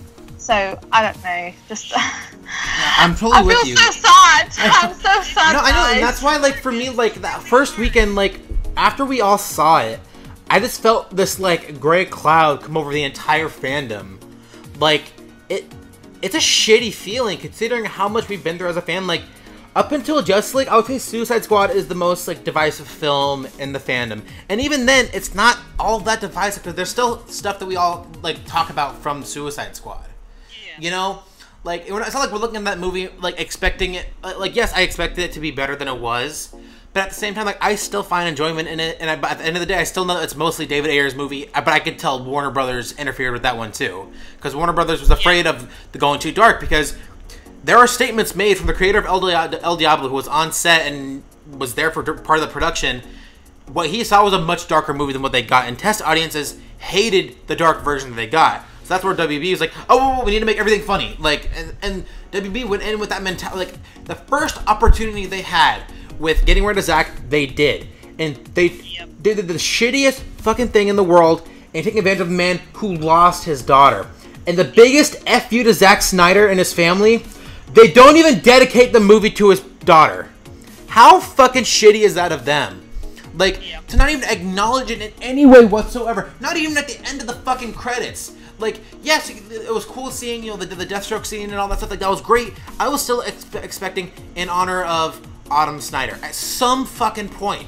But no, Warner Brothers, they're it's so fucking infuriating. Film anymore. It's so, and the sad thing, when the movie was first coming out, because I know there's one girl on Twitter, she's very active in trying to help. She got all the Justice League kids together. She was helped them get a screening, and then Ray showed up, and that was all cool, and she was part of that. I guess she got a hold of Zach and was saying, thank you for everything you've done, and blah blah blah. He's I really tried doing this for you guys. I wish I could have done more and stuck around. but I haven't even seen the movie. Zach himself has not even seen the movie because he knows it's not his. And he knows that's not he wasn't able to finish it. It shouldn't have his name on it, no offense, but I know. Like, and it of feels course, to me like over 60% of it's not his, so it should be a film by Zack Snyder. And that's the thing. It should be a film by Zack Snyder, completely messed up by Joss and Warner Brothers. You know, that's all I got. If they had just canned Zack at the beginning of this process, I think that everything would have been a lot more okay. Like, the thing is that, like, letting someone make the entirety of a movie, like, to the point where he has a complete cut, and then being like, well, we just don't like that version, we're gonna have to do something totally different, is just so fucking disrespectful, and just outrageously, like, just a huge waste, honestly, a huge waste of everyone's time. Like, there are people who came and worked their asses off on this movie who don't show up in the film. Like, just a huge waste of everyone's time and energy and talent, to just, for what? For what? For shitty box office numbers, for lukewarm reviews, for critics who were just sort of like, oh well, I guess this isn't so bad. Like, who? That's what you wanted? That was your golden apple? Like, that's what you wanted? Okay. Was it worth it? Was it worth screwing over that many people? Like people who were like relative unknowns have been cut completely out of this film. And they're shot at just being in a really cool blockbuster because Warner Brothers was just like, well, we're going to cut half of this film because reasons. Like, there's not even a good rationale for it. And I just think that, like, I would have been so much more at peace with the whole decision if they'd just, like, been like, you know what, Zach, it's over. Like, we can't do this again. We're pussies. We're gonna fucking tap out. Because, like, be honest about it if that's what you're doing. Like, if you're being a fucking pussy, be honest about it. Like, just tap out. Just be like, okay, you know what, we can't take the Snyder heat anymore. We're not actually a director-focused production studio. We're not actually what we say we are. Because that's the thing. That's the hypocrisy gets to me. Because, like, if you want to hire Joss Whedon to do this stupid movie, you can hire him to do it. I will go watch it. I will probably hate big parts of it, but I will go watch it. I don't care. Like, it's not a big deal. But, like, that's the thing. So if it had been a Whedon film, if it had just had Whedon's name on it, if it had just been a Joss Whedon film, I would have known exactly what to expect. I wouldn't have been heartbroken in the theater, and I would have been like, okay, cool, I guess the Snyder era is over. That sucks. Oh well. And I would have been able to move on cleanly. But now, there's an entire movie out there that's probably freaking fantastic that Warner Brothers doesn't want us to see. That's ridiculous. That's ridiculous. First of all, incredibly childish. And second of all, absolutely ridiculous. Like, it doesn't make any sense to not capitalize on an entire film that you fucking funded. You paid for it. Why not just release it? We'll buy it. I mean, like, I honestly think the only thing that they could do with this situation that would be sufficient would be re-releasing the film. The only thing for me that would be sufficient enough to say, we're sorry, we did something really fucking stupid, which will never happen, but the only way that they could actually make up for this would be to re-release the film as intended, which would be giving Snyder's Cut a theatrical release, the way that they should have in the first place. Yeah, and you know what? They would make huge amounts of money on that, and it would be kind of embarrassing. Factor, can you imagine the people going in there? Okay, now I got to compare these two, even if they'd still get that. You know. Yes, and that's the thing, is that they would make huge amounts of money on that, and it wouldn't actually. It would be embarrassing, but it wouldn't necessarily hurt their reputation as a studio, and I don't think it would hurt the DCEU going forward, except that the canon would be kind of fucked up. Who cares, though? Well, all they need to say is, you know what? We are keeping the theatrical version as canon. Here's a whole their continuity is so garbage Knock yourself out, but this one is canon, and we're moving forward from there. This one's just for funsies. Here, have it. And honestly, I would take that, even though I would love another theatrical release of Zach's actual film. I know I'm not going to get it, so I would take that, and I would feel mollified enough to be able to go forward. But after all the lies, I think that's what I was supposed. They're like, we will make sure that this is Zack's version. We plan on continuing with Zack's vision. You know, that's just a straight out lie. You know, you can't. I mean, Patty's already said like that. You know, and then expect me to be like, sure, you know, and keep going with it. You know, sorry. So Patty's already said she plans to basically paint over everything that happened in Batman versus Superman with Wonder Woman. So that continuity is out the window. Like, we're basically never going to see that version of Wonder Woman again. And we already have all sorts of terrible, weird timeline things that are happening, which is like things people have looked the other way about up until now. Yeah. Like, there's no reason we couldn't cope with there being like an Elseworlds version of this film. It's DC. Everything is Elseworlds in DC. Right? This is what I've always heard. This is pretty much comics. Even the fucking main timeline is an Elseworlds thing. It's not the original. Like, yeah. That's right. Like, look at like what X-Men did. Like, they're able to do whatever the fuck they want. Okay, seriously. No, seriously, like, I saw someone on Twitter, if DC's gonna copy any movie studio doing superhero movies, do fucking Fox. Do all these different movies. Like, no, I'm not even kidding. Like, look, Marvel's I'm just laughing. I love it. No, it's like, look, like, they can do, like, a really stupid, like, 12-year-old comedy in Deadpool. Fine. Go do that. Do a really cool, edgy horror movie with teenagers and New Mutants. Go do that. Do the big team-up movie in X-Men. Go do that. Like, do X-Force, which is like a cool, like, 80s thing mixed with some humor or whatever. Yeah, cool, go do that.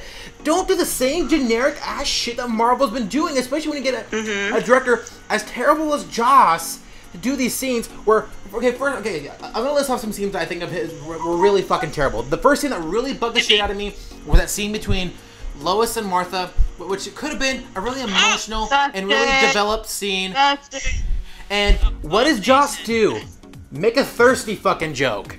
Are you fucking kidding me? Joke. Everybody's focused on the thirsty joke. Like, you know, jump like a cougar if you miss by a dime. He's like, oh, she's a country woman. Gotta make sure she's got some lame colloquialism in there, even though she's never had that before. Thanks. Here's the thing, is that, like, everybody talks about the thirsty joke, but nobody talks about the fact that the entire scene and its tone is ruined by that clip playing on the TV. Oh yeah, that's what I was gonna bring up next too. Is that stupid? No, and then that random reporter, that random ass reporter talking, like, it was. That whole scene was god awful, and I feel so bad for Diane Lane and Amy Adams because they're too good for that scene. They're way too good for that scene. Oh yeah.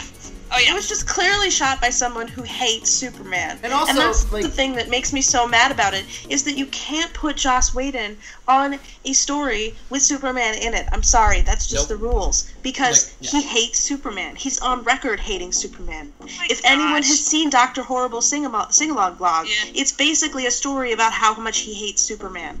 And how much he hates authenticity. And how much he hates earnestness. Yep. And that's what, like, it's exactly. It's his opus on how much he hates Superman, and all he wanted to do was humiliate and denigrate these characters, and he did exactly that in every single scene he had with them, and that's the reason this movie is unwatchable for me, because this series turned me into a Superman fan. Me too. Like, full-fledged. Like, I was honestly pretty much exactly where Joss was before I saw a Snyder film. I was basically, maybe it wasn't like, I don't know. I don't understand the haters. I think the haters are weird. I think people who hate Superman need a hobby. But I never hated him. He just didn't I was always just sort of like, meh, like, he's like the boring mixed superhero, and there's not much going on there, and I'm just not really interested, and he seems to be sort of like a metaphor for the patriarchy, so I'm not down.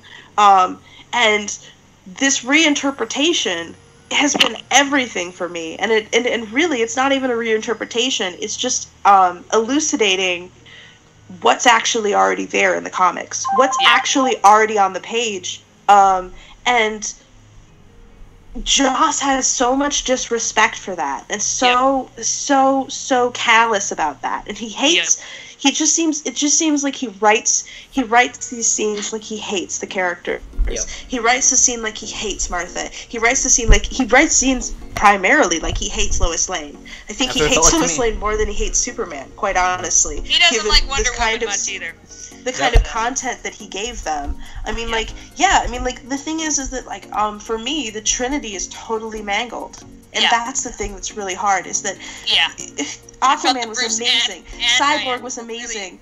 The Flash was amazing. Bruce, Diana, and Clark were mangled. They were absolutely destroyed, and I think that was absolutely the intention here, was to go in and screw up the Trinity beyond repair. And they wanted... Every single thing about Diana was about Steve. Every single thing about Bruce was about being snarky. I mean, he could have been Tony Stark easily. You take that dialogue, you lift it up, and you lay it on top of the Avengers, and it fits. You know, and so it was so superficial. It frustrated me so badly. And he, like, his whole "why aren't you an inspiration, Diana?"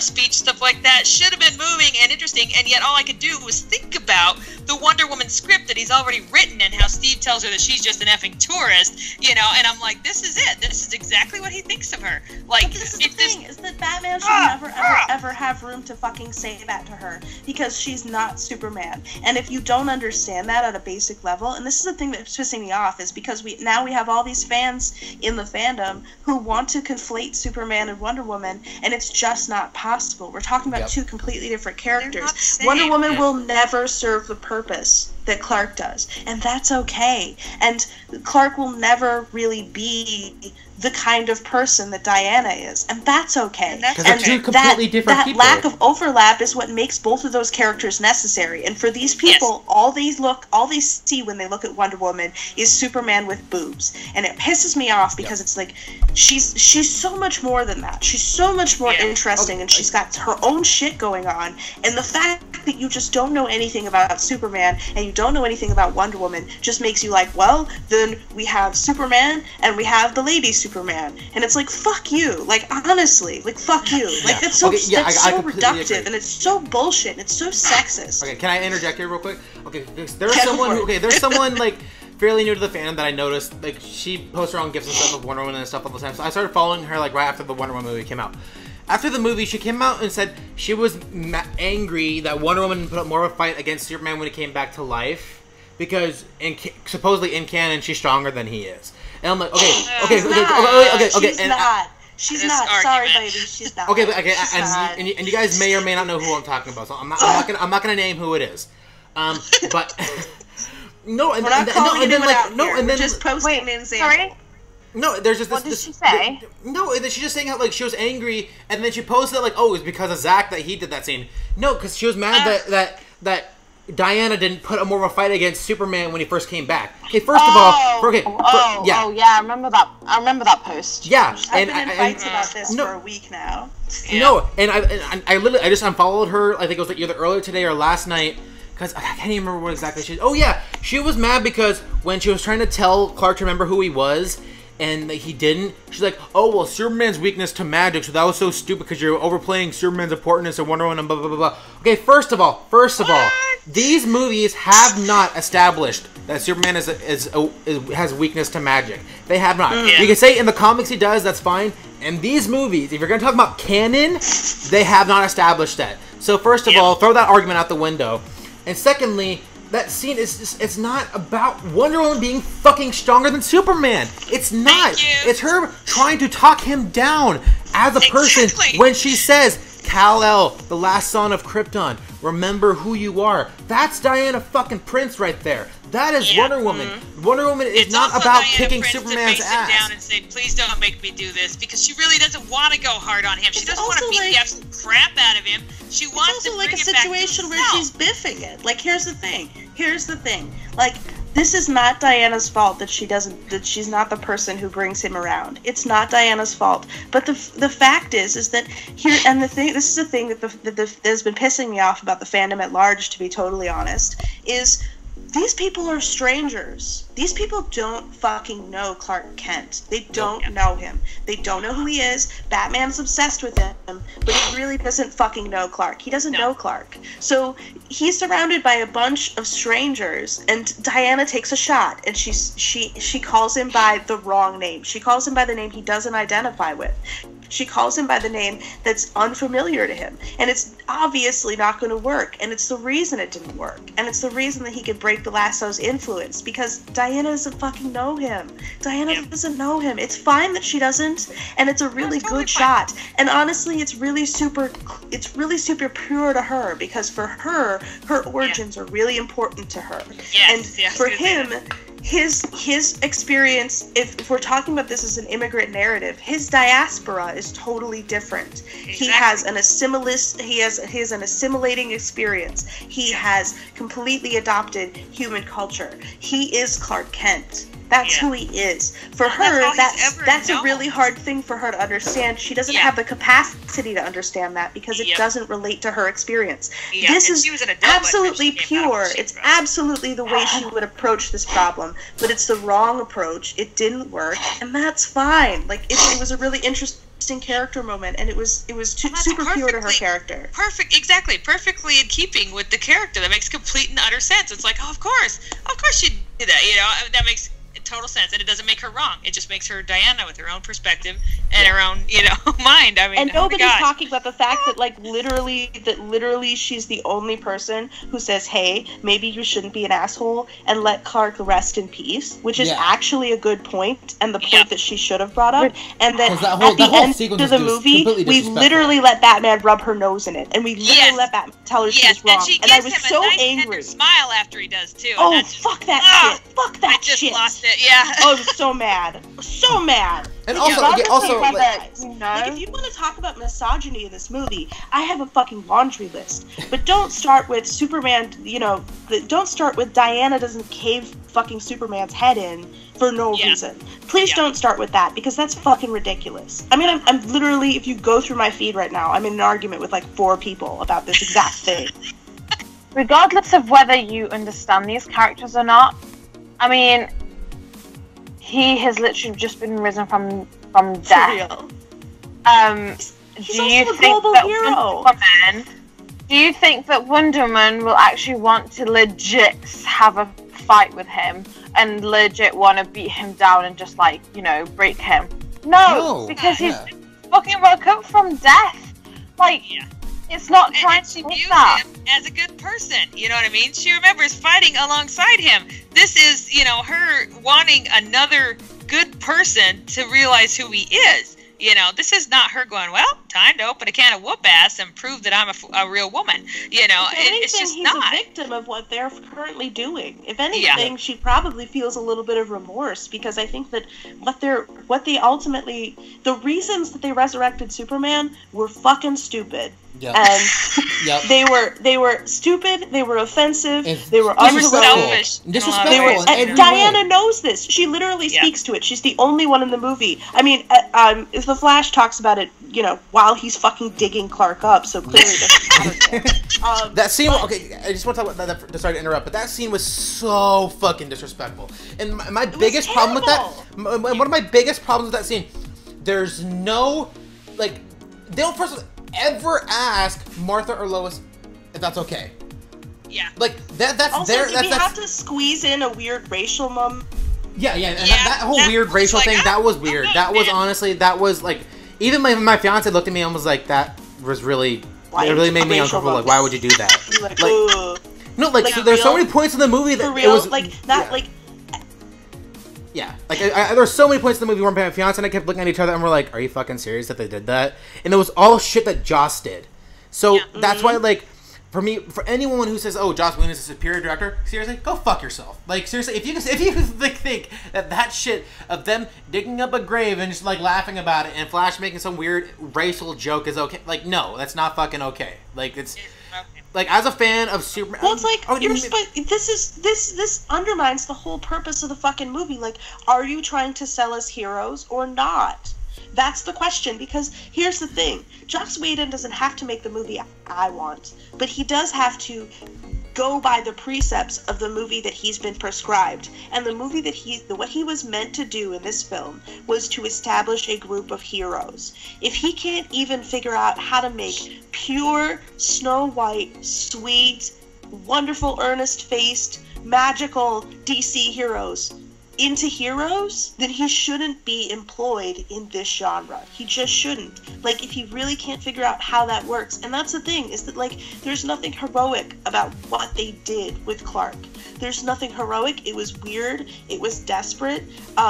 If it had been a last-ditch effort, I would have been on board, but it wasn't. It was just Batman. Like, and the way he talks about it is so fucking callous. It turns from him being guilty and him feeling like he needs to right a wrong to him just feeling like it felt like he was just being lazy. Like, he was just like, well, everything's a lot harder now that Superman's gone. So, you know, like, him literally saying he'll get over it? Fuck you, dude. You beat this dude within an inch of his life 10 minutes before he died. I don't think that you get to forget that. You get to remember that for the rest of your life. You get to I'll twist that knife for as long as I fucking want to. Because I watched you do it, and it was terrible. And you're kind of an awful person. And you should sit with that. And you should know that you're a fucking awful person right now. And you need to move slowly toward the fucking light. And instead you're just like, oh, well, you know, we just need Superman, so we're just gonna, like, go and acquire him. Like, what? Fuck you. Leave him alone. Yeah, that's what, like, I honestly, Joss, the gravitas that I expected of Bruce's guilt and Bruce's desire to have Superman back, I felt like would be far more in-depth and nuanced in a Zack version. I mean, this is a Zack version that we didn't even get of him looking at a hologram of Superman. You know what I mean? I could totally see him wrestling with this and having serious issues. And having some serious in-depth thought about it, you know, and we didn't get any of that. We just got, nope, he's more human than I am. We need him. Dig him up. And it was just, yeah, it felt extremely superficial. All of it felt so superficial from what I've come to expect, you know, from films with Zack's name on it. You know, and it just, Yeah. Go ahead, Nick. No, and it just, I feel like I honestly feel like Joss ruined everything that Zack set up with Bruce's storyline. Like, you know, even if it might not have been the way Zack originally intended, and maybe Warner Brothers might have changed some things and how they wanted Batman to be portrayed in this movie, you still would have gotten at least most of what he was trying to set up with Bruce and Ben Affleck's performance. You could tell, like, because already Ben Affleck has been sour on the role, because I think he sees the reactions and is like, this isn't what I signed up for. Like, I want to have a repeat of Daredevil and be ridiculed for the rest of my life about being involved in a superhero movie. Yeah. And so we had to do these reshoots and basically make a joke of his own performance. It's you could tell he's mailing it in certain scenes. Like it feels more like Ben Affleck acting in a movie than Ben Affleck becoming Bruce Wayne. Every time I see Batman v Superman, I can feel that I do not see Ben Affleck at all. I see nothing but Bruce Wayne. There are so many times in Justice League where I feel like I'm just seeing Ben Affleck putting on a performance. That's totally agree. And honestly, I don't think that's his fault. The trailers, because the trailers are so pure Batman. Yep. Everything, like, I remember, like, literally being like, okay, well, you know, maybe the Justice League movie will be pretty good, because, like, you know, I really wanted a Superman movie. I don't want, like, you know, I was like, no, I don't want a Justice League movie. I want a Superman movie. Like, give me my sequel that you've been promising me forever. And then I watched the freaking first trailer, and I was like, my Bat Dad showed up. Oh my god. No, and even then, like, you can have, like, I'm like weeping watching this trailer because he's so Batman, and he's everything that I wanted him to be in Batman vs Superman, and everything that I cried about him not being in Batman vs Superman, and how terrible it was to watch him do that. And Joss was gonna bring him, not Joss, Zack was gonna bring him back. He was gonna bring him back to us, and we never got the completion of that arc. And now he's just an asshole. And the thing is that, like, Bruce is a dick, but he's not an asshole. Yeah. And that's what, like, I'm like, I can look at those scenes, and maybe Batman was a lighter character in this movie. Like, you knew that going in from all the trailers and stuff. He made a couple of jokes, like the whole, like, I'm real when it's useful from the first trailer, which isn't in the movie. So much of what Zack set up, like, just subtle humor. Subtle in the best way that makes it, like that's what I think that whole bit with Flash and Superman, that was all Zack, because it wasn't, like, verbal humor. It was visual, like, it was funny because of the moment was funny. It wasn't funny because, like if a Joss had more of a handle on that scene, Superman would have said something super fucking stupid, and Flash would be like, "What? You can see me? What?"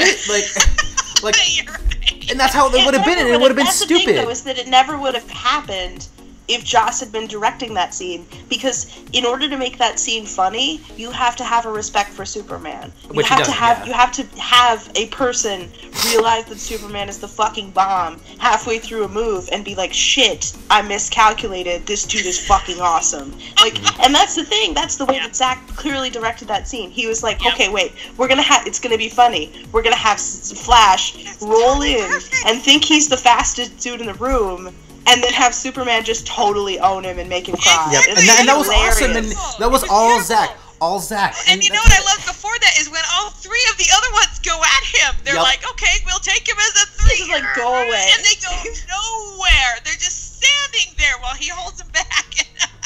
You know, and I agree. I totally agree. Barry's like, I got this. I'll just totally, is he looking at me? You know? Yep.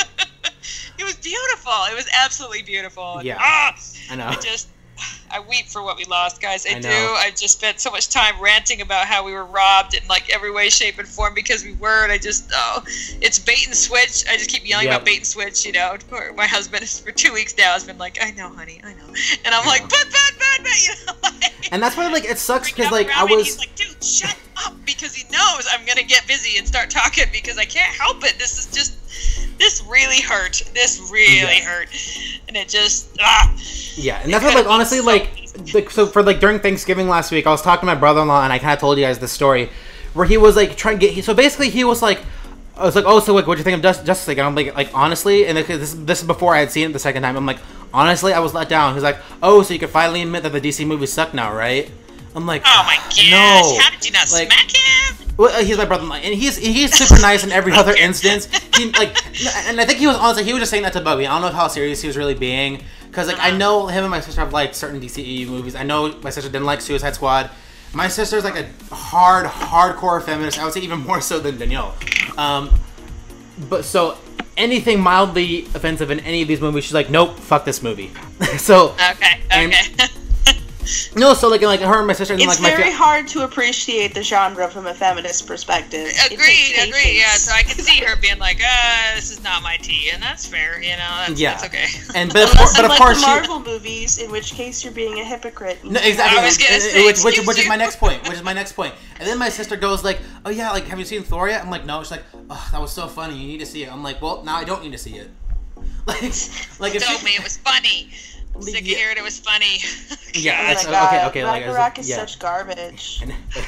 I still haven't seen that. I still haven't seen it. I don't know if I even will.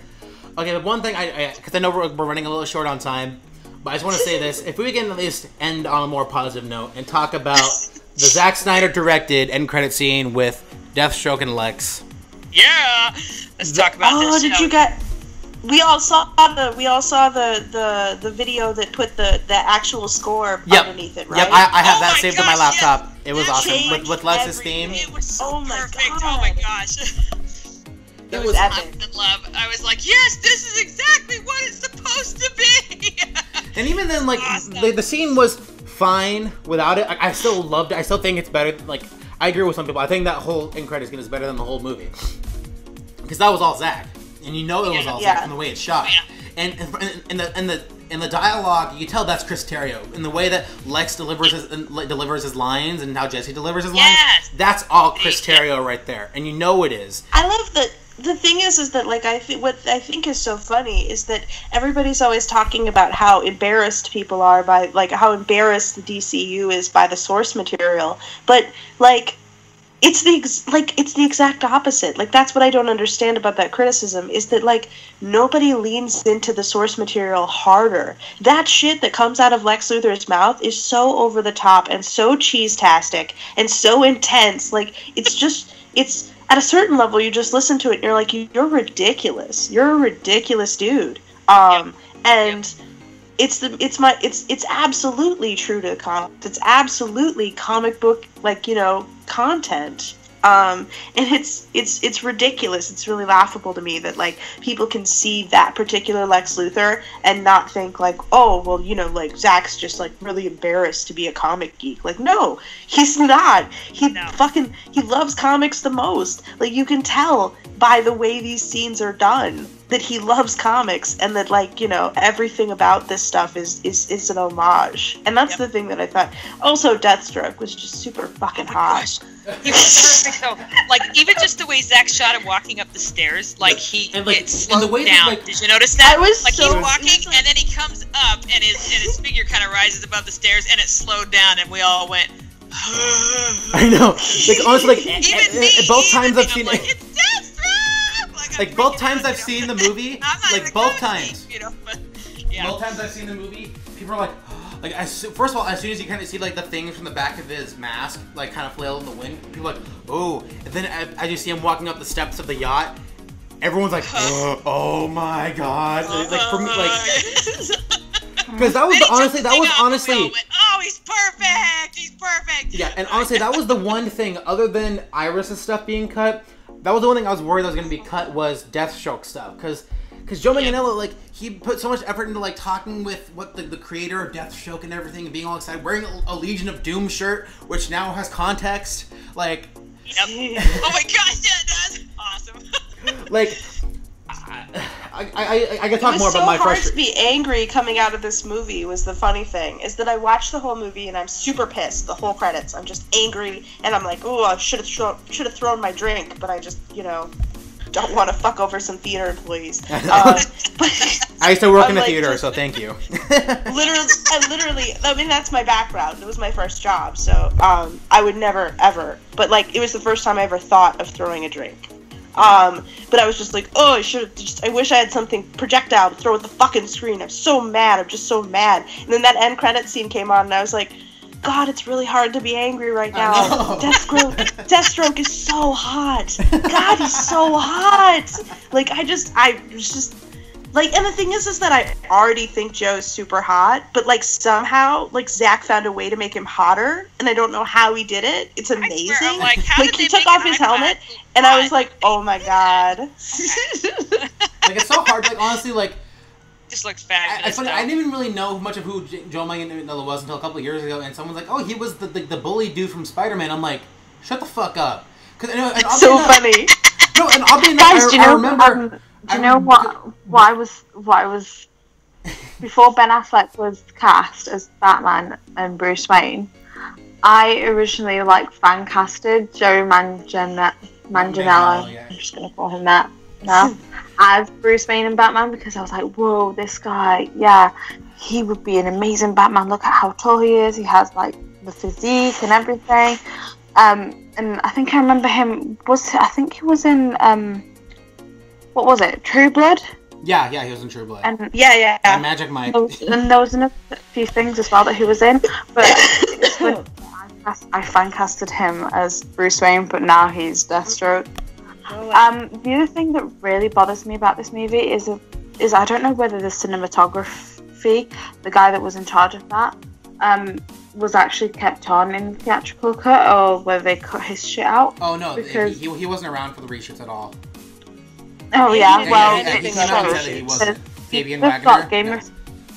Because we could have got Game of Thrones style scenes and Game of Thrones style stuff that was just amazing, and we could have got that combined with Zach. It could have been a true masterpiece, but instead we got bullshit. It's so true. Guys, I'm really tired because it's nearly, well, it's past 12, so I'm just I'm And yeah, your mouth gets really Yeah, relaxed. it's fine. Your brain just starts spitting out stuff. Yeah. So to kind of wrap up our thoughts, I think for the main thing here is that we were disappointed because Warner Brothers promised Zach's movie, and they knew that's how they would get people in the theater. And because Zack Snyder, like in every fucking trailer, you can tell it was Zach's movie. And we all defended for months. Like, even after all the doubts we had about Joss Whedon and Danny Elfman and all that stuff, we watched the trailers and they teased us with the Man of Steel music, which wasn't even in the fucking movie except for the one bit of the Krypton score in the scout ship, which they literally just ripped from Man of Steel. It wasn't even from the actual score because Danny's fucking lazy. And they took everything from Zack, literally. And again, like I said, my biggest fucking problem was of all the shitty things they did to Zack, they did not once honor his daughter, who was the whole reason why this whole reshoot drama happened in the first place. So, to Warner Brothers, I've defended you for years, but at this point, fuck you, you're a greedy organization, and you can all go fuck yourselves. My sentiments exactly. Thank you for saying it for me. Yeah, so I'm praying to any god in existence that if there's any amounts of integrity left, or any sort of respect for Zack in any way whatsoever, they'll release his cut. Whether it has Junkie's score or not, whatever, I would hope that it has Junkie's score because from what I've heard, from people who work in the production or whatever, like there is a completed cut with like most of Junkie's score completed. And even I was gonna say, I think he was pretty hard into it. Well, they fired him. He was dismissed from that on the 11th hour. Like, he basically so he had to have had a fair amount done. Yeah, totally agree. I hope that they have to crawl to Zack and solicit this cut, which is basically theirs already, so they can do whatever they want. Yeah. But I hope that Junkie makes them pay through the nose for that fucking score. Yeah. I hope he sets that price tag so high because fuck them. Like they should have to put in, like, you know, what they inconvenienced him for. Like for the actual degradation to his fucking career to be like dismissed from a major movie, like for no other reason. I hope that the reason the Junkie doesn't want to leak any of those files is because he's ready to make Warner Brothers pay a huge amount for them. And he should. And he has every right to, because they fucked him over. We support you, dude. They did. They screwed him over hardcore. I cannot believe the amount of people they screwed over, and on every level too, from the actors to the production to Zack to Junkie. To the visual effects people. You know, why do you think that not half of them, but you know, someone spoke up and said, you know, I want to see Zack's cut. You know, because it's like we worked hard on that. We worked hard on that stuff.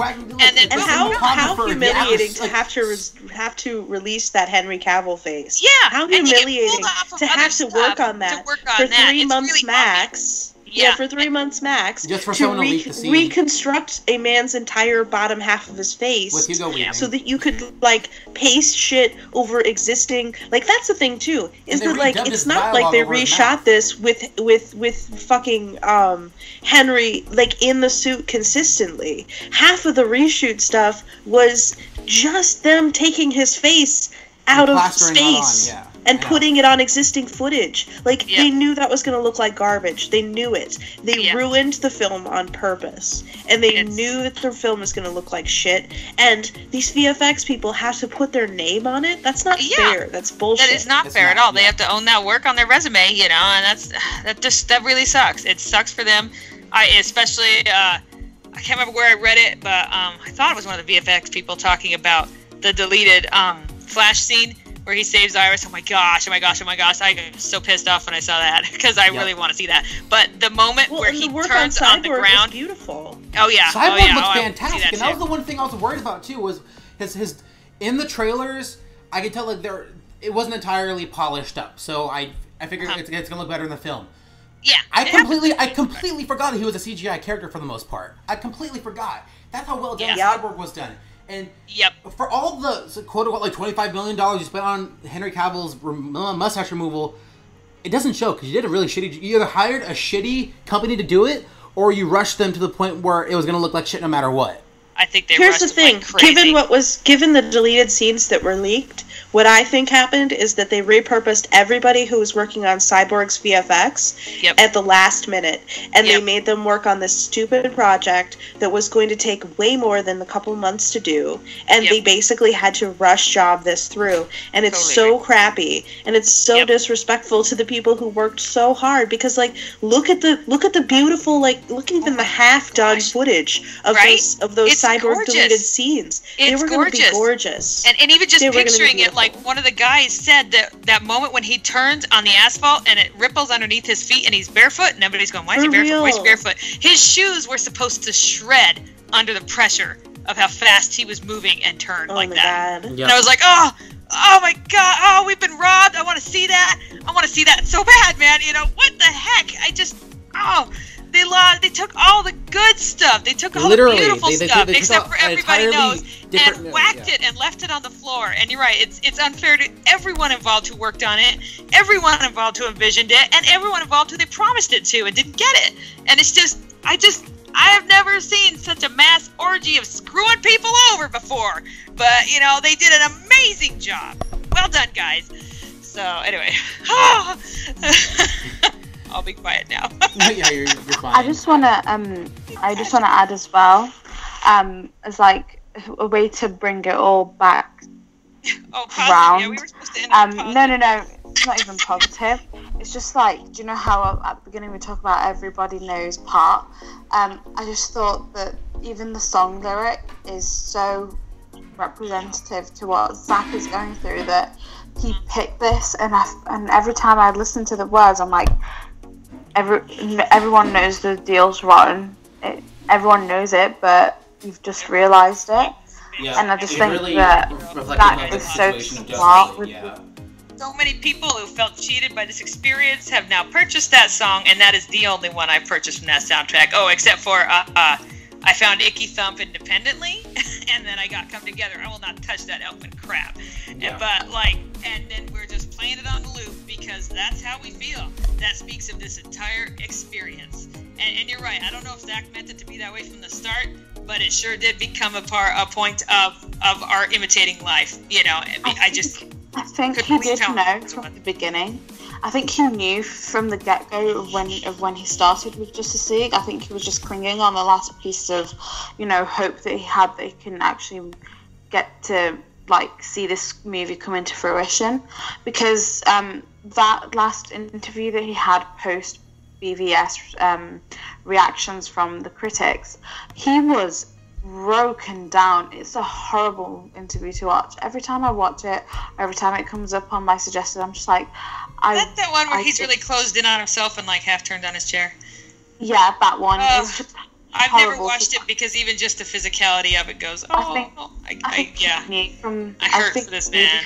Started with Justice League, and I think he was just like holding on to his like last strings of hope or whatever, because it's just horrible what he went through and what he had to go through. Totally agree. Can I also just plug, I know there's been a lot of talk out there, a frustration of actors and their choices of, you know, what they're saying or not saying about these kind of things. And I know that, like, Henry's Henry and people can love him or hate him, but try really hard not to completely condemn them for what route they take on this, because they have to eat and they have to work, and getting blacklisted in this business can screw them hardcore.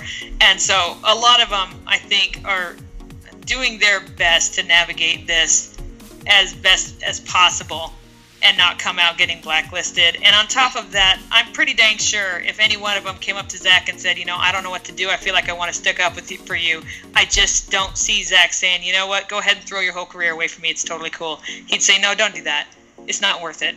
You know, you go do what you need to do, and I'm fine over here, you know. And so I know it's hard, you know, because some of the stuff Henry said, I'm like, oh, Henry, come on, man. But at the same time, I just want to point out, though, that it's very possible that we're going to find out that Amy Adams absolutely did, and that's absolutely something that she's done already, and mad respect to her. Agreed. I will say, I think it was a big red flag to us. We noticed she was missing from the premiere, and it was kind of like, what gives with that? You know, when even Diane is there, I'm like, okay, they didn't just leave out, you know, more peripheral characters in favor of the Justice League. What's going on here? And then the movie opened, and then it was like, oh my gosh, she loves Zach, she adores Zach, she appreciates him as a director, and and especially considering how screwed over in the film her character was, it wouldn't surprise me at all if in her quiet and ladylike way she decided she was done with this and didn't come as a form of silent protest. It would not surprise me at all. and I agree that, kudos to her for sticking to what she wants to stick to. I have no problem with that either, Like, this is the thing. They can all speak out against it. I'll support that. But if they have to navigate to keep their careers, I will also support that. For the most part, unless they come out and are really crappy towards Zach or really, really show themselves up to be complete a-holes, I will support them, because in the end, I love this cast. I really do. And I don't want to idolize them. They're people, but they have to do what they have to do to get through the business. They are screwed by their contracts as much as anybody else. Henry's got another film to go. He knows that. There's no way he can come out and say, yeah, I totally loved what we were doing, and then they just made me reshoot a bunch of crap. He can't. And so it's just a matter of, we've just got to do what we got to do. But I totally also agree that I think Ben is like, you know what? I don't like this, and I want to leave now. And so it's entirely possible that he's going to step out soon. And, kudos to him for deciding this isn't his bag, and that's okay, too. The only support them really well. And also, Ray Fisher ripping off his shirt to say, I heart ZS makes a whole lot more sense now in retrospect. So, bless him for going, awesome. You know what? I totally support this guy. I feel like the only few actors that can say something and they don't give a toss about being blacklisted or not because of their current status in Hollywood are Amy Adams, Ben Affleck, Jeremy Irons.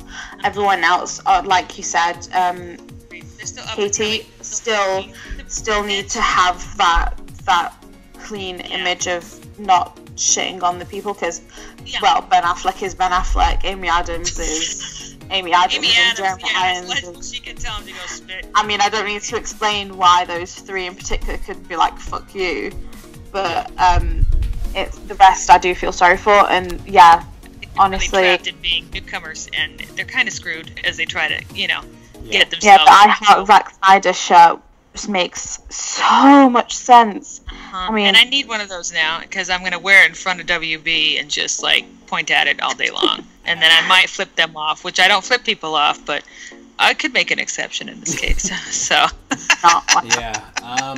Anyway, yeah. So I do still love them, and they did the best they could with what they had and with what they were given. So. Yeah. Anyway. So those are our thoughts on Justice League. This has been an experience. It's definitely it's gonna be a discussion that's ongoing. Oh yeah. I think from now on, I've been thinking about this for the last week and a half. I think from now on, we're gonna do this thing on Friday. We're gonna do our own commentary of Man of Steel again. It's gonna be more than just me and Katie. It's gonna be me, Katie, Danielle, hopefully, and everyone else in the podcast. Just to kind of go back to where we started in the fandom with Man of Steel. And just relive the good times. So I think from now on, and even that, maybe take the time for the next few weeks to kind of focus on each film and what it means to us. So we can do a Man of Steel-centric podcast, do a Batman v Superman-centric podcast, do a Wonder Woman, the movies that made us truly happy and want to be part of this fandom. I think that's going to be the goal from now on, because unless WB makes a surprise announcement saying they're going to do a Zack Snyder cut, there's not going to be much else to talk about in terms of DCEU for a long time. Well, yeah, we don't have Aquaman for another year, and I will only go see that because I support Jason. I don't guarantee I'll see it 9 times. I'll probably see it once, but I will support Jason in that. But at the same time, and I'll support the director. And also, I think James Wan, because of the things he said recently, I think he's showing that I don't think he's been bullied by Warner Brothers. I hope not. I really hope they just left him alone. I think it would be super hard to bully James. Holy crap! Yeah, good. More power to him. His personality does not tell me that he is typically someone who gets bullied ever. He's surely the third time round with in addition to James Wan being badass, surely the third time's the charm as well. They interfered with BVS, Suicide Squad, and now with Justice League, and it's bit them in the ass. I think this is their biggest. I think they won't touch Aquaman and just let it be, because I feel like you can't screw more than 3 times. Come on. You even get 3 strikes. The exciting thing about Aquaman is that it's clearly such a rigorous film technique, and it's clearly such a high maintenance movie that even if they did bring in someone to try and do reshoots for this film, it would not work because everybody that they want to bring in is too lazy to do this shit. And that's the truth. Like, the reason that we got the Aquaman footage the way that we got it was obviously because Joss looked at it and he was like, I don't know what the fuck to do with that. That's something I'm not willing to, like, set up and do. So I guess that's as is. And that's what saved the Aquaman footage. So the cool thing about Aquaman is that it's going to be so technically hard and so difficult on a production level that even if they had someone come in and try and reshoot half the movie would be unreshootable. It's true. It is true. And it's been so expensive. It's been a huge, expensive endeavor, and it's been you know, you can't do that on a soundstage. Nope. You can't do what James is doing on a soundstage. You have to really film and that's why I can appreciate and I forgot to mention this earlier. I loved the stuff in Atlantis with Arthur and Mira. Yes. So much of the stuff. Totally agree. I can't wait for Aquaman. Like, I know there's the whole Amber Heard kicked it in the ass. It was she did awesome.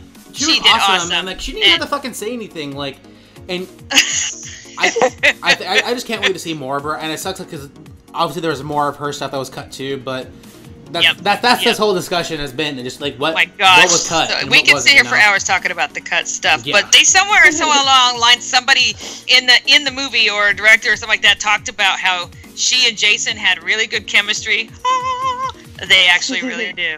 Yeah. I was like, I mean, she's just like, wait, please. And he sticks his hand in the water and gives her that look. And I'm like, oh my gosh, these two.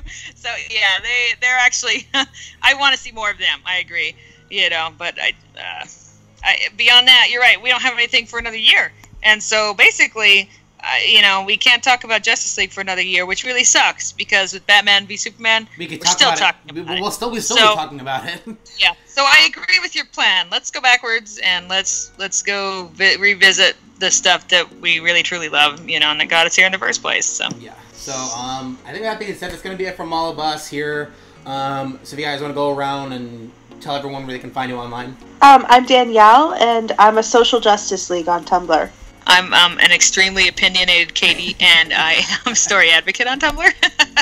Hi, I'm Fatma, and hi. Well, bye. I'm Fatma. It's too late. Sorry. It's okay. I'm Fatma, and I'm Stay Awesome Gotham on Tumblr. And I'm Nick, and you guys obviously can find me here at Nerdy Nick on YouTube, True Man of Steel on YouTube and Twitter. Definitely let us know what you guys thought of the movie in the comments section. We're interested to see what you guys thought. There's definitely going to be some arguments had for the next year until they release the Snyder Cut. So I know that's coming. But thank you guys for listening. Thank everyone here for taking the time to do this. I know we ran over time, as we always do. But this had to be as long as it is because I don't think we could really condense our thoughts into simply an hour and a half because considering how opinionated we are about this movie. Yeah. So thank you guys again. Even though we all have mixed feelings about this movie, to say the least, I'm so glad that we were able to come together and do this. I always love hanging out and talking to you guys, so thank you guys. We always have an excellent conversation. Thank you. Very cathartic. Well, it's not even half of the stuff that you'd really want to say, but yeah, I enjoyed it. Yeah, See you. Yeah, so have a good one, everyone. Bye.